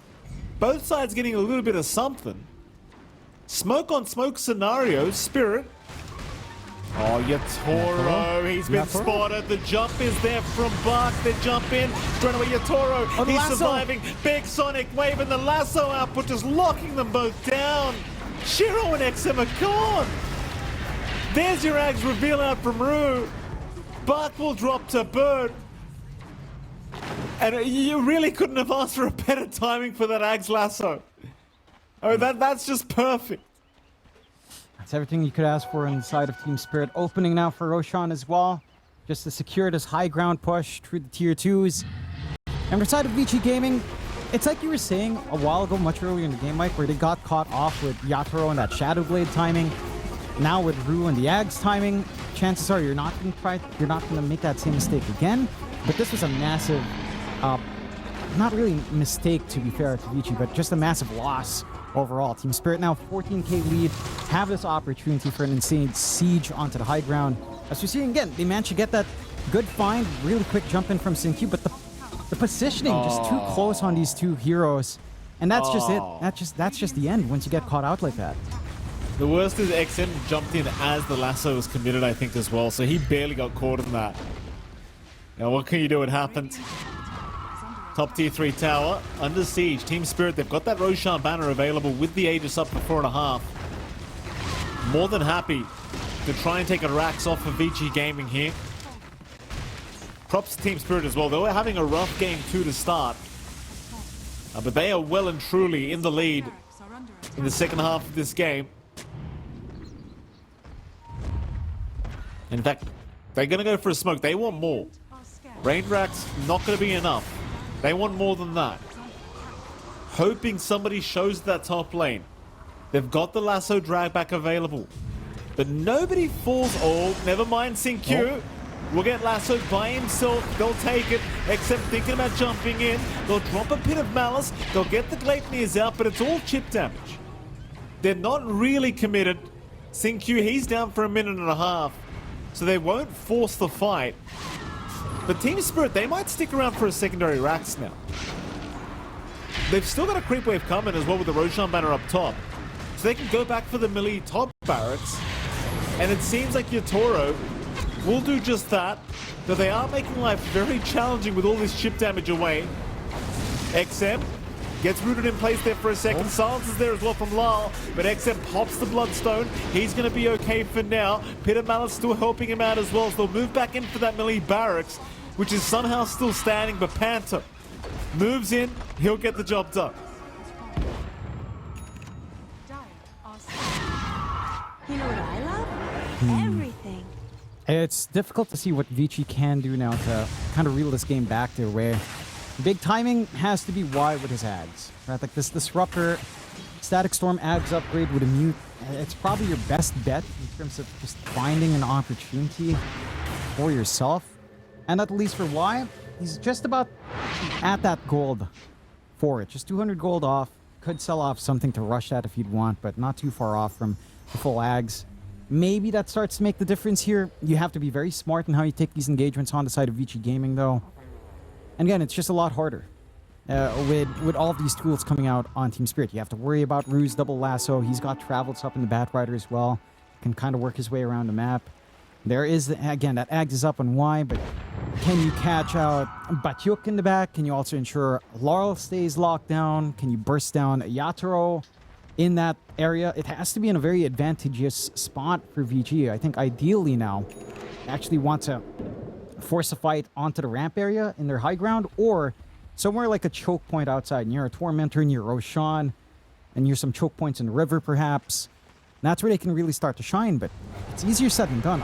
A lot of these conditionals on VG rely on Team Spirit to maybe get a bit ahead of themselves here, which we just haven't seen them overextend as much now in Team Spirit. It's been a lot tighter in this second half of Game 2. It's been looking a lot cleaner once these timings have been online, and Vici has not had as many opportunities to try to circumvent the strength of Team Spirit in these direct matchups now. Yeah, certainly a much stronger performance here from Spirit, that's for sure. Vici Gaming still holding on to that high ground, not to be outdone.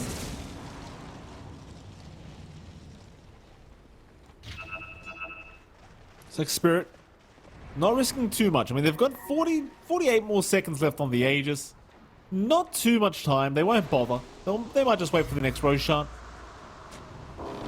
Rue is sticking around if they did spot him, but they will not. Rue will be able to retreat just fine. So if you're Team Spirit, you hold on to this 22k net worth advantage. You know your Tiny's just getting stronger and stronger as time goes on. You're not too concerned about the state of the game right now if you're Spirit, that's for sure. And it seems like you're in a position now where you're just waiting for the next Roshan. There's not really any necessity for Spirit to try and rush. No. They still have some room to grow. Satanic coming out for Yatoro. You got a Lotus coming out for Panto. You've got the Aegis just expiring now on Yatoro. Anyhow, you can kind of just sit and wait. It's on Vici to actually try to make something happen. They've been sticking around with smoke, trying to look for an opportunity somewhere, but Team Spirit's not even close to this area. Maybe they can get some vision across the map. Try to get some help for themselves for the next defensive fight. Laurel, he's got himself a site of Vice being built up, and he's got the Krellis Crozier.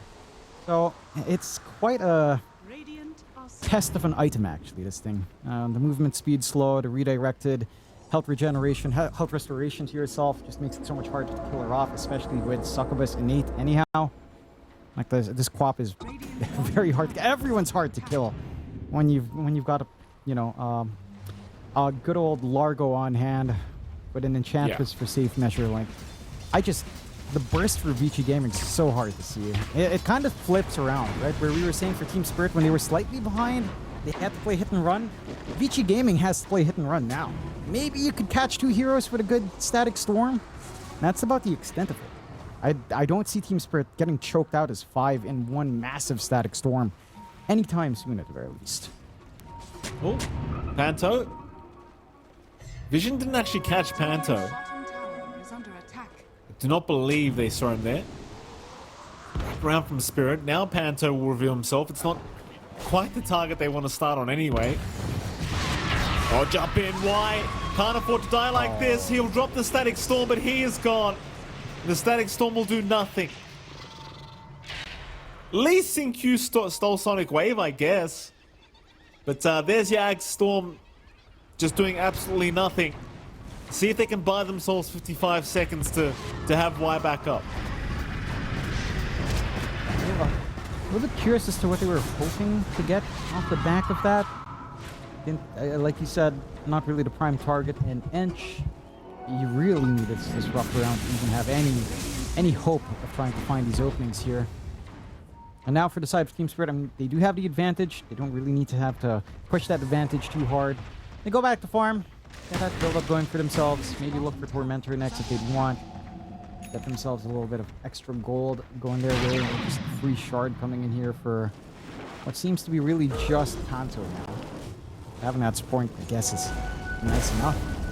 And they will go for the safer play. For Vici Gaming, I'm trying to think about what item gets them back in the game. Very interesting to see XM queue up the Specialist already. Because, I suppose, it's interesting because you don't really get the split shot. No. The stats, I guess, are nice. I don't know, maybe just purely on a stat basis he wants this. I actually don't get that. Stats, I guess. Well, we'll see. We'll see. For now, 31k advantage. Against Spirit, waiting for next Roshan. All right. It's What the is it, DOT John? on Hydra Spread. I always forget it has a DOT, 2.5% max HP, so trying to find some way to get some damage out with the pokes on XM. Panto. Uh-oh. They found Panto. That's something. And Heard a lot of pokes. the thing is, Panto just...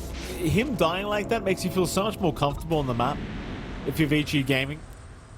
Because now you're not worried about this pesky Ench just running around giving all this information away. Though as I say that, Team Spirit, they have grouped up and smoked just 4, even without Panto. Not like Panto adds that much anyway, but they're moving in. XM spotted. Nice slide of fist, but it's not enough. Lasso will catch him out, and he is gone. Huge pickup here from Team Spirit. They'll look for a little bit more. They do miss out on Wise Disruptor. And it looks like that's going to be all she wrote. A 1-for-1, but certainly a pretty big pick-off here from Team Spirit. It is. You do have the buyback release there for XM, so you can come back in if things go a little bit dicey. I don't see Team Spirit, again, pushing the envelope too hard. They're happy enough to just choke out Vici Gaming as much as possible here.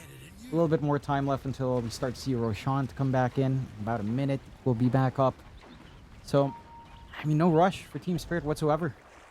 Good side of Vici Gaming now, you can't really make use of this moment where Panther's down without the Enchantress. You can't really dip outside the base all too hard. And I'm keen to see just how much this Hydra's Breath DOT will do. If that's going to be enough from the poke. And if XM can just slip back, keep spamming out these Sleight of Fists, maybe? After a long fight, that could be nice. It's just, it doesn't feel great to rely on DOTs when there's a Largo. Right? You still have to take care of Bakyuk somehow. We're not seeing that anytime soon here at all from the side of Vici Gaming. Maybe you start to see some exciting things happen at the 60-minute mark, perhaps. Start to get some big tier 5s, maybe Divine Regalia to help the cause here for a Shiro, perhaps. A bit of a risk, but it doesn't feel like you have that many options in Vici Gaming anyhow. Either Divine Regalia or a Stygian you'd want, but that's still a good 8 minutes away anyhow, so it's a lot of stalling for Vici to still have to do here. The full data list now up on your Toro. Roshan, of course, is available. Team Spirit surely looking at that now. We'll see a Lincoln Sphere build up from Shiro. Obviously, the only thing he's really going to be worried about is that big lasso. Lincolns will make him feel a little bit safer. There's going to be a 4-man smoke once again from Team Spirit now. They're heading towards that Radiant Triangle. Hoping for somebody to try and farm away. So they are going to find Shiro. Shiro's going to be right though. Lotus up from Buck and ensure that the lasso dragback cannot be there. So Shiro perfectly fine. Team Spirit still paying a lot of respect here to Vici Gaming, and they are indeed going to start on Roshan once again.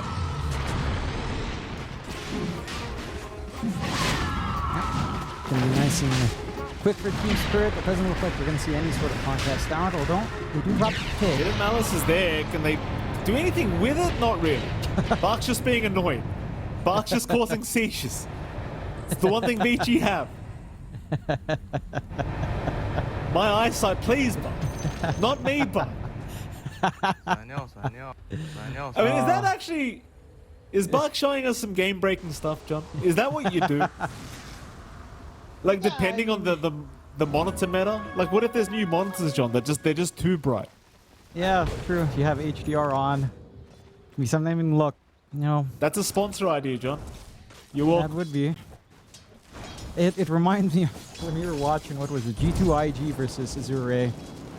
And at some point, everyone's just bored. I think Bach just started chaining randomly, right? And... who was it? FY dropped an acorn tree in the middle of the base, and no, Bach was Avid on that game. No, he wasn't the Timbersaw, right? But you know, if there's anyone that finds stuff that keeps him entertained, it's Bach, of course. I mean, what can he really do? He's Underlord in a 60-minute game, Mikey. He's not scaling anymore. He's not getting any tankier. There's nothing to do as an Underlord in this game. You already, I mean, this is the first series. The first series we're casting, you already sound so upset, John. No, but I feel for Bach, you know, because what can he feasibly do? Stand there, pop his stuff, maybe hope, stay alive a little bit longer, get a couple of right clicks off, and then die, right? Like, yeah. Might as well make it entertaining. A little flashbang, you know, CS action in here.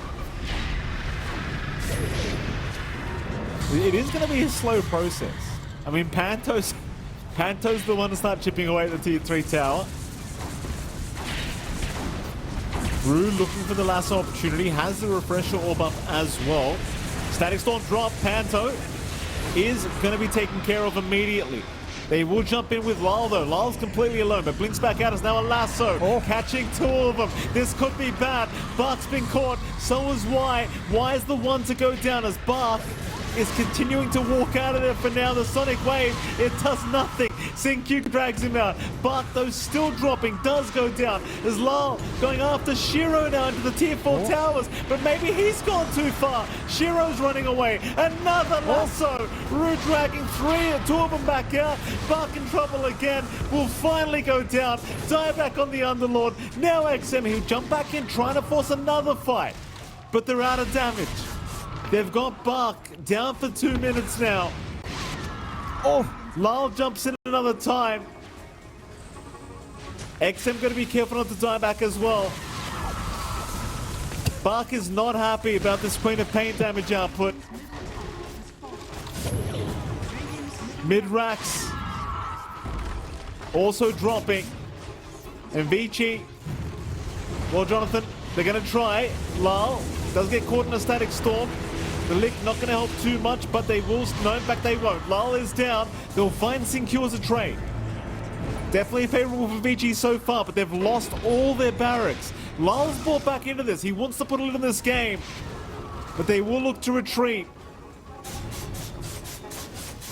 So XM still chasing, still trying to bait them forward. If Lyle dies back somehow, you could have an opening. Shiro, though, he gets jumped. Side the Vice Sonic Wave. Shiro's down. He'll buy back those. Yatoro onto the tier 4 tower. We'll go once again. Batyuk being targeted with the focus fire. Gonna be just fine as they'll glimpse it back now. Batyuk getting into the ghost form. Will survive. XM being chased down. XM, he jumps right into Yatoro. That's not where he wants to be. XM, Slider Fist still surviving, trying to find a way. Does regen up, but he's out of remnants. Slider Fist again from XM. Everything thrown at him. He'll finally die. Yatoro back onto the tier 4s, back onto the Ancient. Here comes Shiro, back onto the Tiny. Can they find him? Yatoro is not dying. A static storm even dropped. Now Lyle being called, but GG's called. They've seen enough. They are fountain diving now. And it looks like Team Spirit, they will spare us from happy defense. No happy death. Yeah, I mean, you're not going to take the risk up against a team like Vici. Granted, Team Spirit, after the first half of the game, just looked to be in control. Again, the 20-minute mark this time, Team Spirit was only 2K behind. Vici didn't really... Hero, John. Just take it. Fun for the guy playing techies. Or debatable about everyone else that has to play with the techies. For the enemy team, probably not. For your allies, a mixed bag. Of course, in a pro match, you'd expect Vici to be fine with this. And so they should be aware of what they're doing here, Mikey. And let's say I am staring at Batyuk's Tidehunter, and that is a beautiful hat he has on. Very old hat, but a hat that I appreciate all the time. The shark with classic, with a shark anchor as well. Beautiful, beautiful work on Batyuk. Outstanding. And he's going to be eating fish anyhow, so there you go. Leviathan's catch. Very good, John. Sleep tight, little guy. Kind of a smoke on smoke situation. Not to be mistaken with the smoked fish that Leviathan's catch will be providing Batyuk this game. Are you ready to rumble?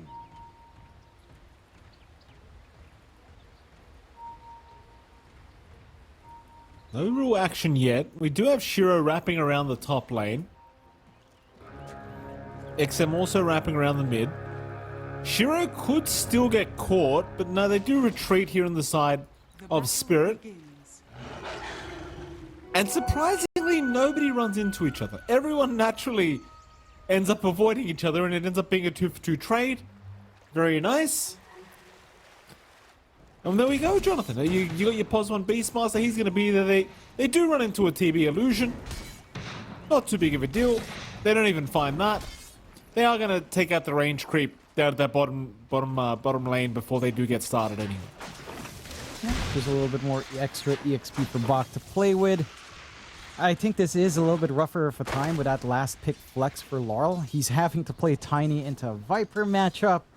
And we saw what XM did with his Viper versus Invoker matchup. This is a little bit more straightforward. You just have the range advantage. You can keep poking at Laurel. You don't have to worry. Any longer, he does not have craggy exterior anymore, so you just whack away. Happy days for XM, and well, Laurel's gonna cop it, but you did flex it, and this is what your picks kind of lined up for in Team Spirit. Maybe feeling that they banned out a lot of the good mid matchups versus Viper anyhow, so you might as well run the Tiny, pick a stronger win condition for Yatoro. It kind of makes sense, but I would not expect this mid matchup to really be too profitable for Laurel. We'll have to see. First wave has been going well. He's been playing around at 3 grab quite nicely, although Bach. He's alright. Low there. It is a tough lane. I mean, Rue's gonna have a great old time, it looks like, here on this Muerta. And Yatoro is doing a pretty damn good job of just controlling the lane equilibrium. So Bach not having the greatest start of his life. Xingqiu gonna try and be as annoying as possible in this techies. Mid lane still proving to be so annoying for poor old Lal. I keep having a quick look around to that Tiny against this Viper, and you know, props to Lal for having the CS advantage for now, but it's gonna get so annoying the moment you have to actually lane against this hero. It's not. Yeah, it's not gonna be good. At least again, Laurel's adjusted from game 1. He's pulling the wave back, just stacking them up, just looking for his own farm, not looking to contest that Viper at all. And if you circumvent the Viper strong laning, you kind of negate like almost 80% of what this hero does in the game. It's supposed to dominate, crush the enemy, ensure the opposing mid doesn't find anything. So long as you find something, it's kind of winning for that opposite laner. We'll see if Laurel can find a little bit more. It's starting to really rack up in XM's way. Bot lane again seeing a lot of poke. Whenever Metamorphosis is up, it's such a heavy threat onto the side of Vici Gaming. At the least, you've got that early reactive, so you can kind of hold him back here with Xingqiu. But Bonk is not finding as much presence. In fact, he's having as good of a time as Laurel is up against a Viper. So, not the best of starts for what you'd want to see from a Doom, but somewhat to be expected when you're in against so much damage in that Terrorblade with meta at level 2 now for Yatoro. Just no contest to be done here.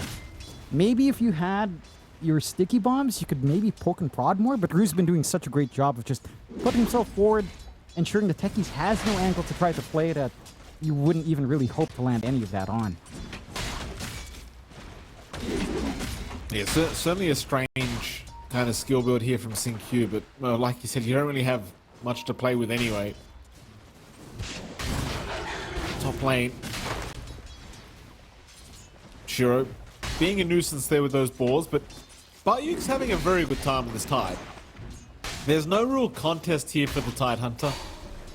Not too much Wine and Shiro can do apart from try to abuse those wild axes here. And that they are doing.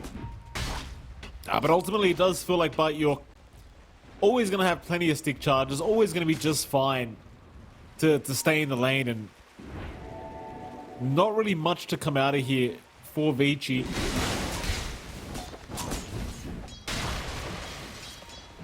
Middle lane, we did see an attempt from XM onto Lal's life, but Lal's just being really annoying, just tossing him away every time he does try to attempt it in his life.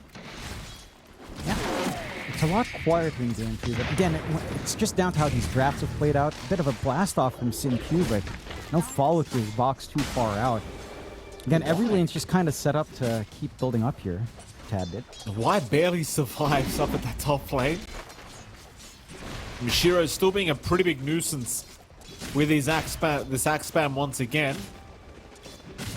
Panto still hunting down Y. Does actually land the bushwhack and has the acorn shot. A very nice bushwhack from Panto. A chase on from Shiro, but Shiro not going to continue. Just to prove to be a bit of a waste of time for him. Meanwhile, bottom lane, they are going to try onto Bark. And it seems like Bart, no, the blast off and the taser from Xingqiu gonna ensure the Buck walks away. The evades Xingqiu, no, he will die. But he does at least protect Buck. Yeah, does buy that space out. You're still happy enough to find these kills though. On the side of Team Spirit, Yatoro's had himself a pretty uncontested lane. Bach, I mean, he always has the option to go into that jungle. He is actually opting for that old Scorched Earth build. Just looking to kind of have some potential to jungle or run down a little bit. Just not seeing the opportunities to do so in the lane. I would say for Team Spirit, having a strong laning start, though, is going to be massive, right? Outside of maybe Laurel, again, having to lane against Viper, all things considered, Laurel isn't losing out as badly as you'd expect him to. You're getting a lot from a free lane for Yatoro. This Doom is going to take quite a fair bit of time to come online in comparison to Batyuk's lane, where your Tidehunter is matching the Beastmaster's farm just fine on Shiro. You managed to get that punishment onto Y. I think the one issue for Vici Gaming is actually these supports. How do you really set up for a fight? You've got Doom, you've got Roar. You're going to be relying on more so of those spells rather than your supports to jump in for you. And that can make it hard when these cores aren't ready. And with a start you're getting on Bach at the very least, doesn't feel like he'll be ready anytime soon here. Top lane, they do attempt to chase down Y, but the Bushwhack didn't really land from Panto. And well, now XM's going to come for a rotation on the Viper. They don't really have any lockdown, though. No. No XM. Not going to really get anything done here. Shrine of Wisdom is still coming. So they are going to try and force a fight over that. TP rotations, a 3-on-3 scenario. It's still favorable, though, for Vici, considering they have XM around on the Viper. And the Shrine of Wisdom will indeed just go the way of Vici Gaming. So even though the TP rotation doesn't amount to any kind of kill, you get the double Shrine. And in fact, Xingqiu in the meantime able to hold back Lal in the mid lane anyway and just soak some XP on this tech. Yeah, and they find both Shrines of Wisdom once more. I think that's something Vici's been very consistent in the first 7 minutes and the next 14 minutes as well. For those two Shrines, they've been very consistent in securing them for their supports. Granted, they don't really have a way of maximizing the supports anyhow. Again, without level 6s on their own cores first, like having Doom up, having Roar up especially, is going to be key here. So it's still going to be a slow game for Vici no matter what. I don't think you mind on Team Spirit. They understand it's going to be a slower game from Vici. They can just play the farm game. They can kind of just play catch up here on Laurel on mid and just be happy. Get that steady build up on Batyuk and Yatoro. And you're kind of good to go. The key timing to watch out for, though, is once you get that first point in the Roar up on Shiro, and once that Doom is ready as well. Those are points where you can play with Vici, especially as you approach level 6 in these two supports. There is a lot of output. Say the blast going off from AA or the blast off from Xingqiu with the mines. That can do some nasty work, especially if you can somehow isolate Yatoro before you can, say, sunder off somehow. And it's just going to be some straightforward kills. But again, it's just that it's that aspect of time. Will they have that time? Because they're already getting siege on that bot tier 1 with early metamorphosis out from Yatoro. Radiant's top tower is under attack. Such a nuisance, this little combination of Xingqiu and Bach. Like, they just reactive taser with the Scorched Earth, and it's just they're able to clear out the creep wave and stop the push. Like, you wouldn't really think about it too much, but it is a pretty nasty little combination if you're just trying to defend. And it is. And it's holding it off, at the very least. And again, it's buying time. That is pretty much a 3-man rotation onto bot for not much of value. At the same time, you're really not finding much with Batyuk up top anyhow, unless you're looking to commit a Ravage at some point. They might soon. They do get the gate movement cross onto Y. He's got no mana for it, though. Ice Blast is going to land. Blast off. It's going to mean the Batyuk is dead.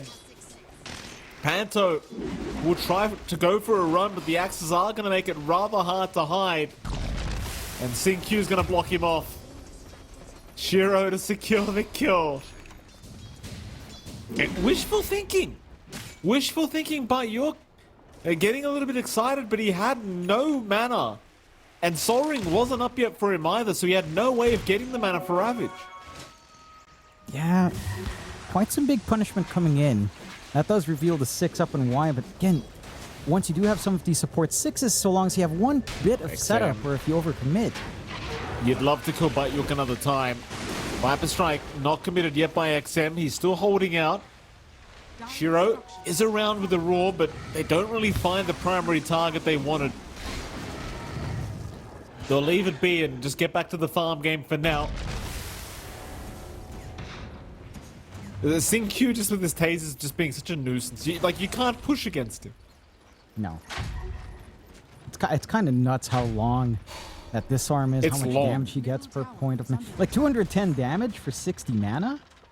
That's kind of unbelievable on a 14-second cooldown. It's kind of nutty. It's just such a great stall mechanic for Sin-Q. No progress made on these tier 1s. So long as that Techies is there, the bot's still relatively healthy, despite, again, bot being bullied out a fair bit early on.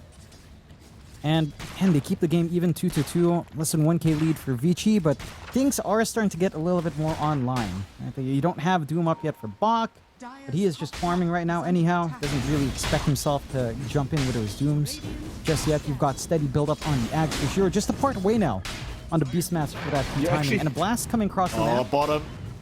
Root. Getting mined up. Not dead yet, though. Will keep himself alive. In fact, Yatoro gonna pop the Metamorphosis. Does get the kill. Root does get hit by the Ice Blast, though. So he should eventually die out. Meanwhile, a Doom committed by Bach, chasing down Yatoro. There goes Rue. Bach, oh, he can't get it done. The Doom will eventually get it. Yatoro, able to at least secure the 2 lives before he does go down. Still worth it for Vici Gaming, but very, very annoying nonetheless.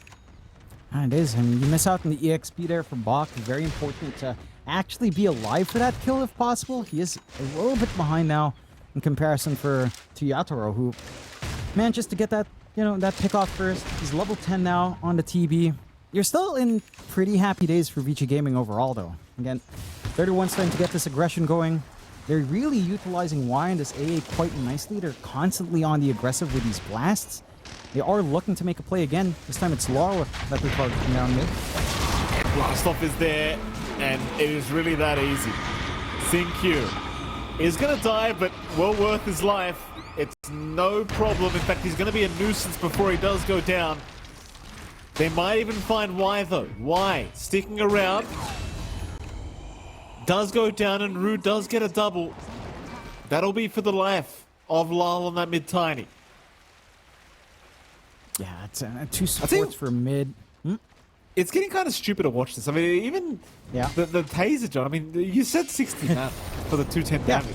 Yeah. 30% movement speed on allies as well, by the way, John. Yeah. Don't forget about it's just kind of dumb, isn't it? Yeah. He doesn't need to upgrade it from a shard to give it away. It's so good. I don't know why they did that. It's like... Yeah, it's really good. Did he need this? Did he need his MAD ability as well? All of this, even though MAD, yeah, it's right. All right, maybe it's not amazing anyhow, but still kind of... Did he need all of this all at once? Maybe? Sure, but it is obnoxious. I mean, Team Spirit's not enjoying themselves. Again, they haven't been committing for any push since seeing that wave clear coming in. They are still in an all-right spot, but again, the axe is up now for Shiro. He could look to join in some engagements. Spirit using the gate to get across, trying to get an angle top, but they did have wards here from Vici, so they saw the gate moving as well with the pings coming out. No one's going to be caught off guard here.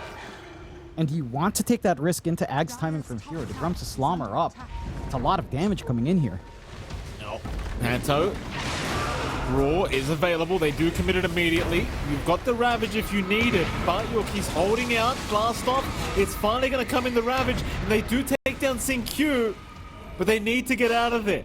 Or do they? Yatoro, he's still moving forward, just ensuring his teammates can get out. It will be a 1-for-1 on the supports. Not really a big deal for either side. I suppose at least Vici get the Ravage committal, but that's pretty much it. Not really that big of a deal. Yeah, support for support. Ravage for Roar, really. Not the worst thing in the world for Vici. I think they're actually pretty happy. They hold on to Doom. They still have the Ice Blast if they'd want. They are giving space for XM to get the steady farm into his Yasha Hurricane Pike. And you are forcing even the Terribly to show up to help counteract some of that. So it's pretty decent for Vici. They do lose their top tier 1, but it feels like they've already gotten max value from that anyhow, with the Ags running on your safe lane.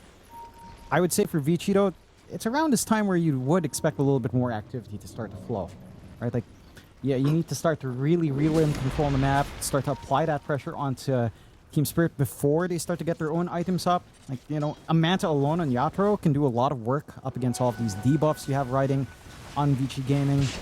And it's a smooth ride up for Yatoro into his Dragonlance, into his Skadi. as well if you leave him alone for too long. So you have to start shrinking this map and start sieging on that bot. No real defense coming in from Team Spirit. Maybe you try to catch out Panto. Pretty big maybe there. Doesn't look like he's too keen to overextend. Even Rue showing up though. XM's just got SynQ behind him. There's your taser. And now you just can't kill him. Radiant structures. Lal's gonna die. XM's got a bunch of mines here. Yatoro gotta be a little bit careful, but they've got him.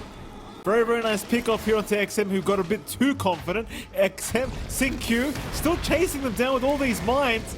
SynQ just an absolute menace apparently. Panto, SynQ, surely set to die. Has the taser in one. Is gonna turn around again. There's your taser out. Surely he will die. Mine's out again. They'll finally kill him off. But what's it gonna cost? Oh. Well, it's gonna cost you a Tide Hunter. It may cost you a Yatoro TB. If they can catch him, but they cannot. 2 for 3 trade in the favor of Vici Gaming. T1 Tower at least a night off by Yatoro. That's the kind of pressure we're looking for from Vici.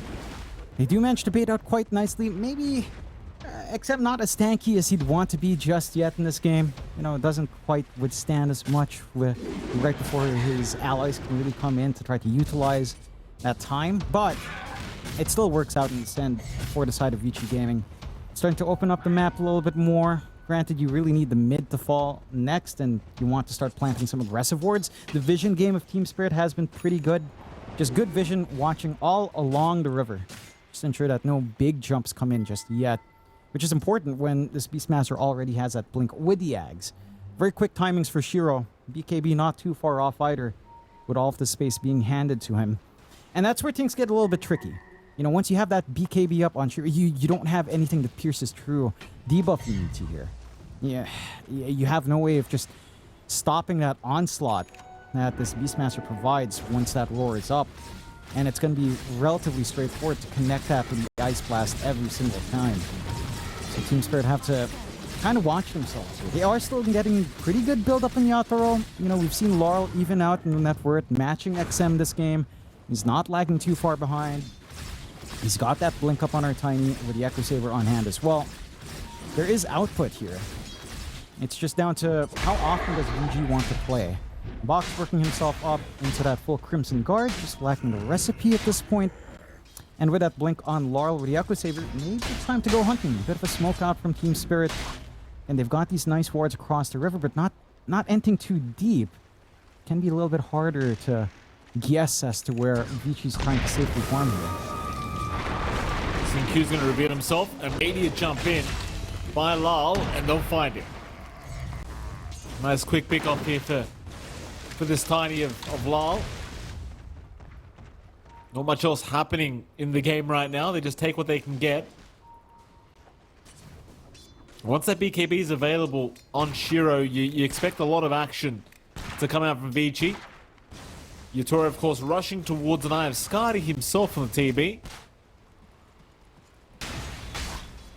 It's a very, very quiet style of game. But you're right after the Aghanim Scepter. One of my personal favorites. Very, very annoying to play against that Gush. Yep.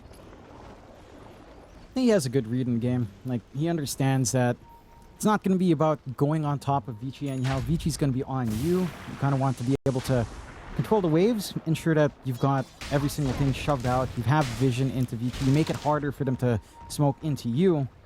Imagine the fish. And kind of give yourself and the fish. I guess if you do go finding a kill, you can get a fish. We'll see if they'll get some fishes now. Smoked up, looking for some kills. With that Gush shot. That AoE Gush with the fish. Underestimated. Oh! Jump in. Avalanche toss. That's a fish. No, he didn't get a fish. No. He didn't get his fish, John. He was too late. No. Gushed way too late. How embarrassing. It's unfortunate. You know, you gotta rack up these fish numbers. Not high enough on Batyuk. Needs that omega-3 fatty oils, Mikey. Yeah. He needs them. For good health. I feel like it's a scam, that omega-3 fatty oil stuff, John. while we're on the topic, I feel like we're getting Dire's scammed. middle tower is under I attack. don't know if I can. I mean, I don't know. The gains might be What do you think? marginal, but maybe statistically it is there. What do you think You know? Professor Jang thinks, John? Professor Jang probably has the answers. Vici Gaming. Oh, jumped in. Avalanche is Aurora. out, catching 2 of them, and nothing's gonna happen from John because you've got the taser. The taser put it into all of them. Nothing to happen. Oh. Jump in again. Roar is out. Bartyuk, the ice blast. It's gonna land, but he gets the ravage in time, and it's gonna be Buck to go down first. No damage. Oh, Shiro down to Bird. They catch the bushwhack as well into XM. Blast off from SyncQ for nothing. Just fireworks. It's XM gone. So is SyncQ. And Team Spirit. They're going to get a 4-for-0 trade, Jonathan. 4-for-0. And that's just so awkward to see. Bach did not commit Doom as he jumped in, so maybe they thought they could burst down this Tidehunter, but they just didn't have it. The Force Staff out from Rue, giving him enough spacing. Still gets caught by the blast, but just enough room to be further away from all of the source of damage. Further away from their own damage sources on VG just ruins that. Laurel, again, also just finding this perfect avalanche onto 2 as the smoke breaks right at the creep wave. Just cuts off these chances for Vici Gaming. And for Vici, the execution has to be perfect. They commit with a roar. You're seeing Bach trying to come and get silenced up from the calling. Just never gets that Doom off. And with a Ravage flying through, that's it. That's all she wrote. You have to win the 5v5, turn it into a 5v4, and just hope you have enough to clean up, because that's how this lineup plays. And once that dissipates, it's just gone. You only catch one in Blast either, so there's no way you're coming back in for the re-engage. Panto with a sharpshooter. Caught you in your He's actually gonna... Oh, he's got gonna it. get it. He got the it. shard. He got the shard. The sharpshooter on the Tormentor. He got it. It was that easy. Oh, Well, there you go. You love to see that, Jonathan. Middle tower is under attack. yeah, getting the Spectral Slug for free. That's going to be very interesting as well. The old Ags of Muerta, if you'd remember when she first got her Ags. I Now in don't the pay shard. no where to jump. That was hilarious. We were joking about it being one of the worst Ags upgrades in the game. As a shard, it could be decent. Seeing if Rue actually ever uses that Spectral Slug. But as an Ags, it was kind of silly. I mean, when it came out, if you recall, it was bugged that you could, I believe people were doing Phoenix Eggs on 2, right? Once you get unstunned, you Phoenix Egg on your main, you Phoenix Egg the Spirit that's out there. It was funny in that one moment, and then it got patched away, so, Smoke out, though. See if they use that Spectral Slug in this smoke play. Vici's starting to lag really behind. SyncQ. Oh, SyncQ immediately taken down. Man, that mad thing really does do nothing, huh? Yep. Just complete trash. It's What can funny. you do? Radiant's courier. Why? Bushwhack gonna land onto Y. Nice little setup by Panto. I don't even know if it's funny, John. I'll be frank with you. I don't even know if it's funny funny. they bothered to give him that. It's funny that they gave him this. It's like, all right, you want green mines? Here you go. It doesn't do anything, but hey, have fun. It is funny that way. Roshan falling, not so funny for Vici to have to play into this, but we talked about the conditions VG had to meet in this game. And, it was like a 5k lead at 20. You didn't get that. It's a 4k lead for Team Spirit at 25 minutes instead. And with a full Lincolns up in Yatoro, pinning down this terribly, it feels impossible. Right? It's so curious as well for Vici. They had great Ags timing. They had this strong start from Shiro. They couldn't capitalize on it. Their smoke gets broken early down in that rock fight. They still force the engagement, jumping a Tidehunter that they can't even hope to burst. And it's just kind of slipping away. This lineup in VG does not scale particularly well, mind you. This is a lineup that depends on that early to mid-game timing, and this mid-game does not feel good so far for the side of VG. Trying to see what else you can hope to pick up. Shiro's trying to go for the full Silver Edge. A break would be useful. But again, it's just a matter of, yeah, you can handle the tide, but can you handle everything else? On Panto, spotted. Blastoff did land. The poor old Panto going down, top lane. They are just going for the tier 2 tower. Nobody to really aim down here from VG Gaming. I mean, tier 2 tower is still pretty damn nice though. Crimson Guard is going to slow things down just a little bit here for Yatoro. But ultimately, they're still going to get away with it. Dire's top tower has fallen.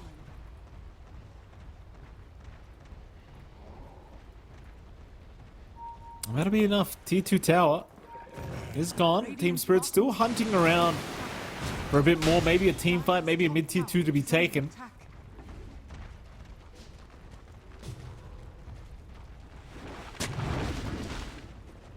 VG hanging around by that dired triangle. Dire's middle tower. Shiro's really got to pick his target with this Beastmaster. I mean, last team fight we saw him try to go after Batyuk, but he just doesn't have the burst potential.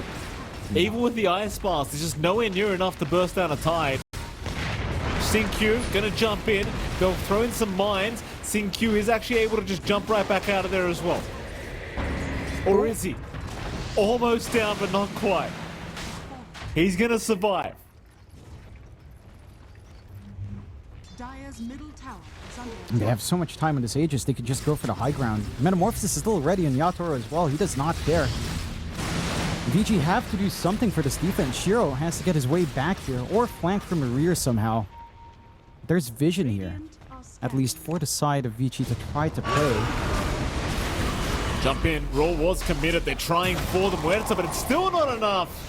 Oh boy, this is just desperate. Shiro trying to run, barely gets away. Doom was also committed, but it was on Batyuk.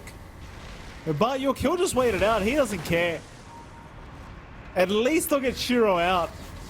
He'll have his rule back up in 38 seconds. But it feels as though Team Spirit could just continue to go as they missed the avalanche from Lyle. But Lyle's still more than happy to keep the fight going with a tossback play onto XM, who's trying to walk out. The Ravage connecting on 3 targets.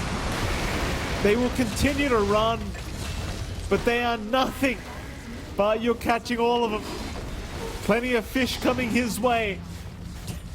And nothing to be had for Vici Gaming, John. No. I mean, I don't see a way for you to turn these team fights any longer. Now that was a roar on 1.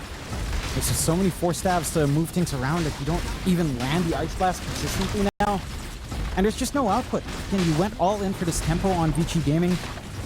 You didn't really find enough in the laning phase, right? Like, XM wasn't crushing as hard. Laurel was doing a great job of pulling the creep waves away. Yatoro was under no pressure in his own safe lane down bot, up against like this Doom. In fact, it felt like all the pressure was coming out from Team Spirit onto Bach this game around. And lose 1 set of racks. Next drops dangerously low, but respawns are short enough that you are forced to back off here on the side of Team Spirit. But, you know, Aegis is set to expire. You are just about at the point where the Scotty is going to be up in Yatoro. Just so much stats to have to dig through. And just having this pipe up on Batyuk, I mean, all you have is magic damage. You literally don't have a right foot in the side of Vici Gaming at all. Maybe you could transition Bach to a little bit more physical output, sure. Doom can kind of get that job done, but he's tooled himself up to be Aura. Crimson Guard, Shivas next, maybe some utility down the line. There's no way to just make short work of any of these heroes, just because of that pipe. They'll smoke up again, Team Spirit. They don't have Aegis, but do they even care? Probably not.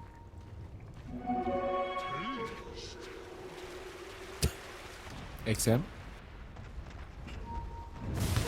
Get caught, and in fact he has. Avalanche toss, no problem. Ooh. Oh, neutral Those crit. Crocus. Okay. That's And okay. Crocus That's up. all right. The Crocus again. That's fine. Q also caught out. I'm not gonna lie, John. I'm a bit upset you didn't appreciate my Professor Jang joke. You didn't like it. No, I don't know who Professor Jang is, Mike. How are you gonna say you don't know who it is? I know you know who it is. Don't say that. I don't. It's not ringing a bell. I've been unemployed too long. The brain hasn't worked, Mikey. That's how you know, John. Unemployment is how we know about Professor Chang, John. The employed don't know. Okay. The guy, he looks like I think you, so. John. He looks like your uncle, John. That's not even, you know, I'm not even trying to be spicy about it. You look very familiar, John. Fair enough. I will take that. What's very familiar for Vici, well, for anyone watching this is the state of affairs for Vici Gaming. 14k behind, 31 minutes in, 2 racks is down. I would like everyone to take a look at Yatoro, take a look at his neutral. He has the Dormant Curio tier 3. Outstanding work. Really showing the power of this neutral at this point. Great investment on Yatoro to hold on to that to this point of the game. He's going to hold on to that until 60 minutes. Only at the tier 5 will the Dormant Curio rise. As they get a roar. Rue's going to die.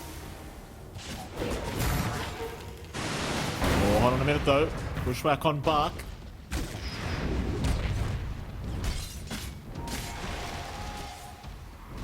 Yeah, so that's going to be about it. They took the Rue kill. 12k advantage, the way of Team Spirit still remaining.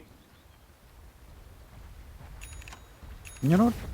I would lose it What is it? if Yatoro somehow finds a bobble after this Dormant Curio. He finds himself a bobble at tier 4. Like, this is absolutely a guy that doesn't want to interact with neutrals at all. I'd love to see it. And that is an awful buff, though. So what? If it boosts by 30%, so the 10% turns it into 13%? Maybe at the tier 5, if you keep the bobble, would be great. I guess. Where'd you get 13%, I don't know. John? Because it's the bobble boosts the enchantment by 10%. So Right. 30% of 10 is 3. So that's 13%. Or am I wrong? Is it not 3? Well, I don't know, John. You're the professor. How am I meant to know? God help us. If it is a bobble, you know, Yatoro, we're watching you. Going for the most dormant neutrals in the world. Would be amazing. That'd be your new nickname, Professor John. I see it now, There you John. go. It's very clever. I am blast to this grief. And that tormentor, no one's gonna die. A free shard coming out for Yatoro. Happy days, Very gets nice. that demon zeal. And for Vici, yeah, I still do not see how the lines connect here for Vici Gaming. We've got the butterfly build up for Shiro, so he is gonna try for right click. Which is fine, you know, you get the drums going for longer. You've got the Scotty being built up by XM into his own butterfly. So it looks like it's butterfly gaming here for Vici Gaming if they can stall it out long enough. Question is if they can. They are smoked up and they have really good single target pickoff, but they need to find a good target because you've got the full Aeon disc up on Bakir. Even if you jump him, he's not dying. Anto. Ace Rune. Waiting for the bait. Jump in. Roar is out. They caught Lyle. That Tiny. Looking to get blown up. The BKB was there in time. They never had the Ice Blast. The fight is over, it looks like, for Vici. Ravage is out. Oh, it's not the fight they wanted. It is not the fight they wanted. What happened? I need What to see the happened? replay on why. He got Where's the the first Ice tracer Blast? off. What happened? When the fight's over, surely. XM, he's going down. He gets stunned? Well, what happened? Was that Well, just an there instant was an ravage? Ice Blast. Yeah, he got the tracer off. He didn't get off the secondary, the actual release. I'm not sure if he got stunned by an avalanche in the back somehow, or a ravage came in, maybe a bushwhack, or he got cleared off by the dead shot. He was far back enough that I didn't think avalanche would be an issue. He did get clipped, and that was it. That ruined it. It was such a good roar target as well. Like, clipping Laurel first would have led to such amazing things if they found a follow-through. They didn't even find it. So now Doom's down. You still have roar at the very least. You lose not as much as you'd expect, but it's a massive opening for the side of Team Spirit. Chances are to wait out until Roshan. We'll see that replay. And they get the good roar. Look at the wise position. He's fine. Oh! He just doesn't use it. Just doesn't He use just doesn't it. use it. He didn't press R. Oh, there's no reason for it. Just didn't use it. Well, that's all right. Is under attack. Yeah. That's unfortunate, John. Yeah, It happens. It happens.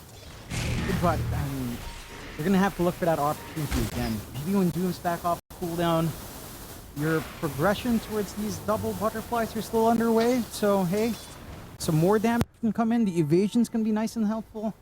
No one has anything like an MKB or full Bloodborne up. So, that EHP you get from evasion is going to be pretty big. Whether or not it's enough, we'll have to see. And Roshan is back up. Team Spirit just grouping down bot. Not going to take too long to clear this out themselves. And for Vici Gaming, and they can drop an Ice Blast if they so wish. But I don't see them coming into that area at all. So, Team Spirit, they've got all the tools now to get that last set of racks going for themselves if they'd want to.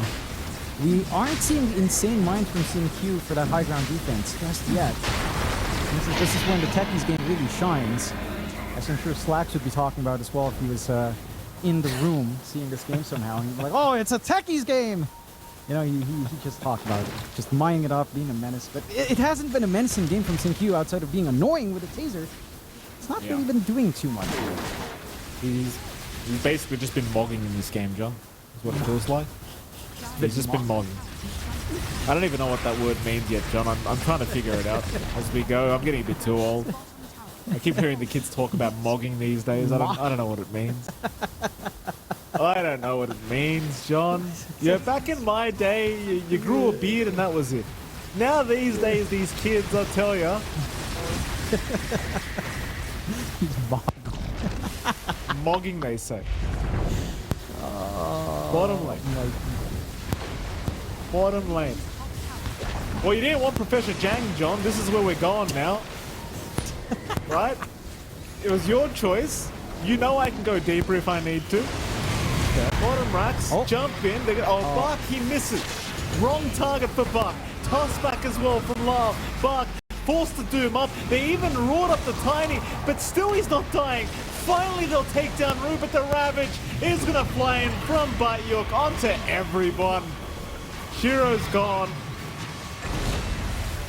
So is XM, in case you were wondering. Batyuk fish maxing Jonathan, as GG is called. Look at that, 12 fish. 12 of them. Oh my goodness. 12 fish, 5th max, getting mogged by a Techies, and in the end, Team Spirit MOUZ all over us as they take a 2-1 win over Vici Gaming. I'm pretty sure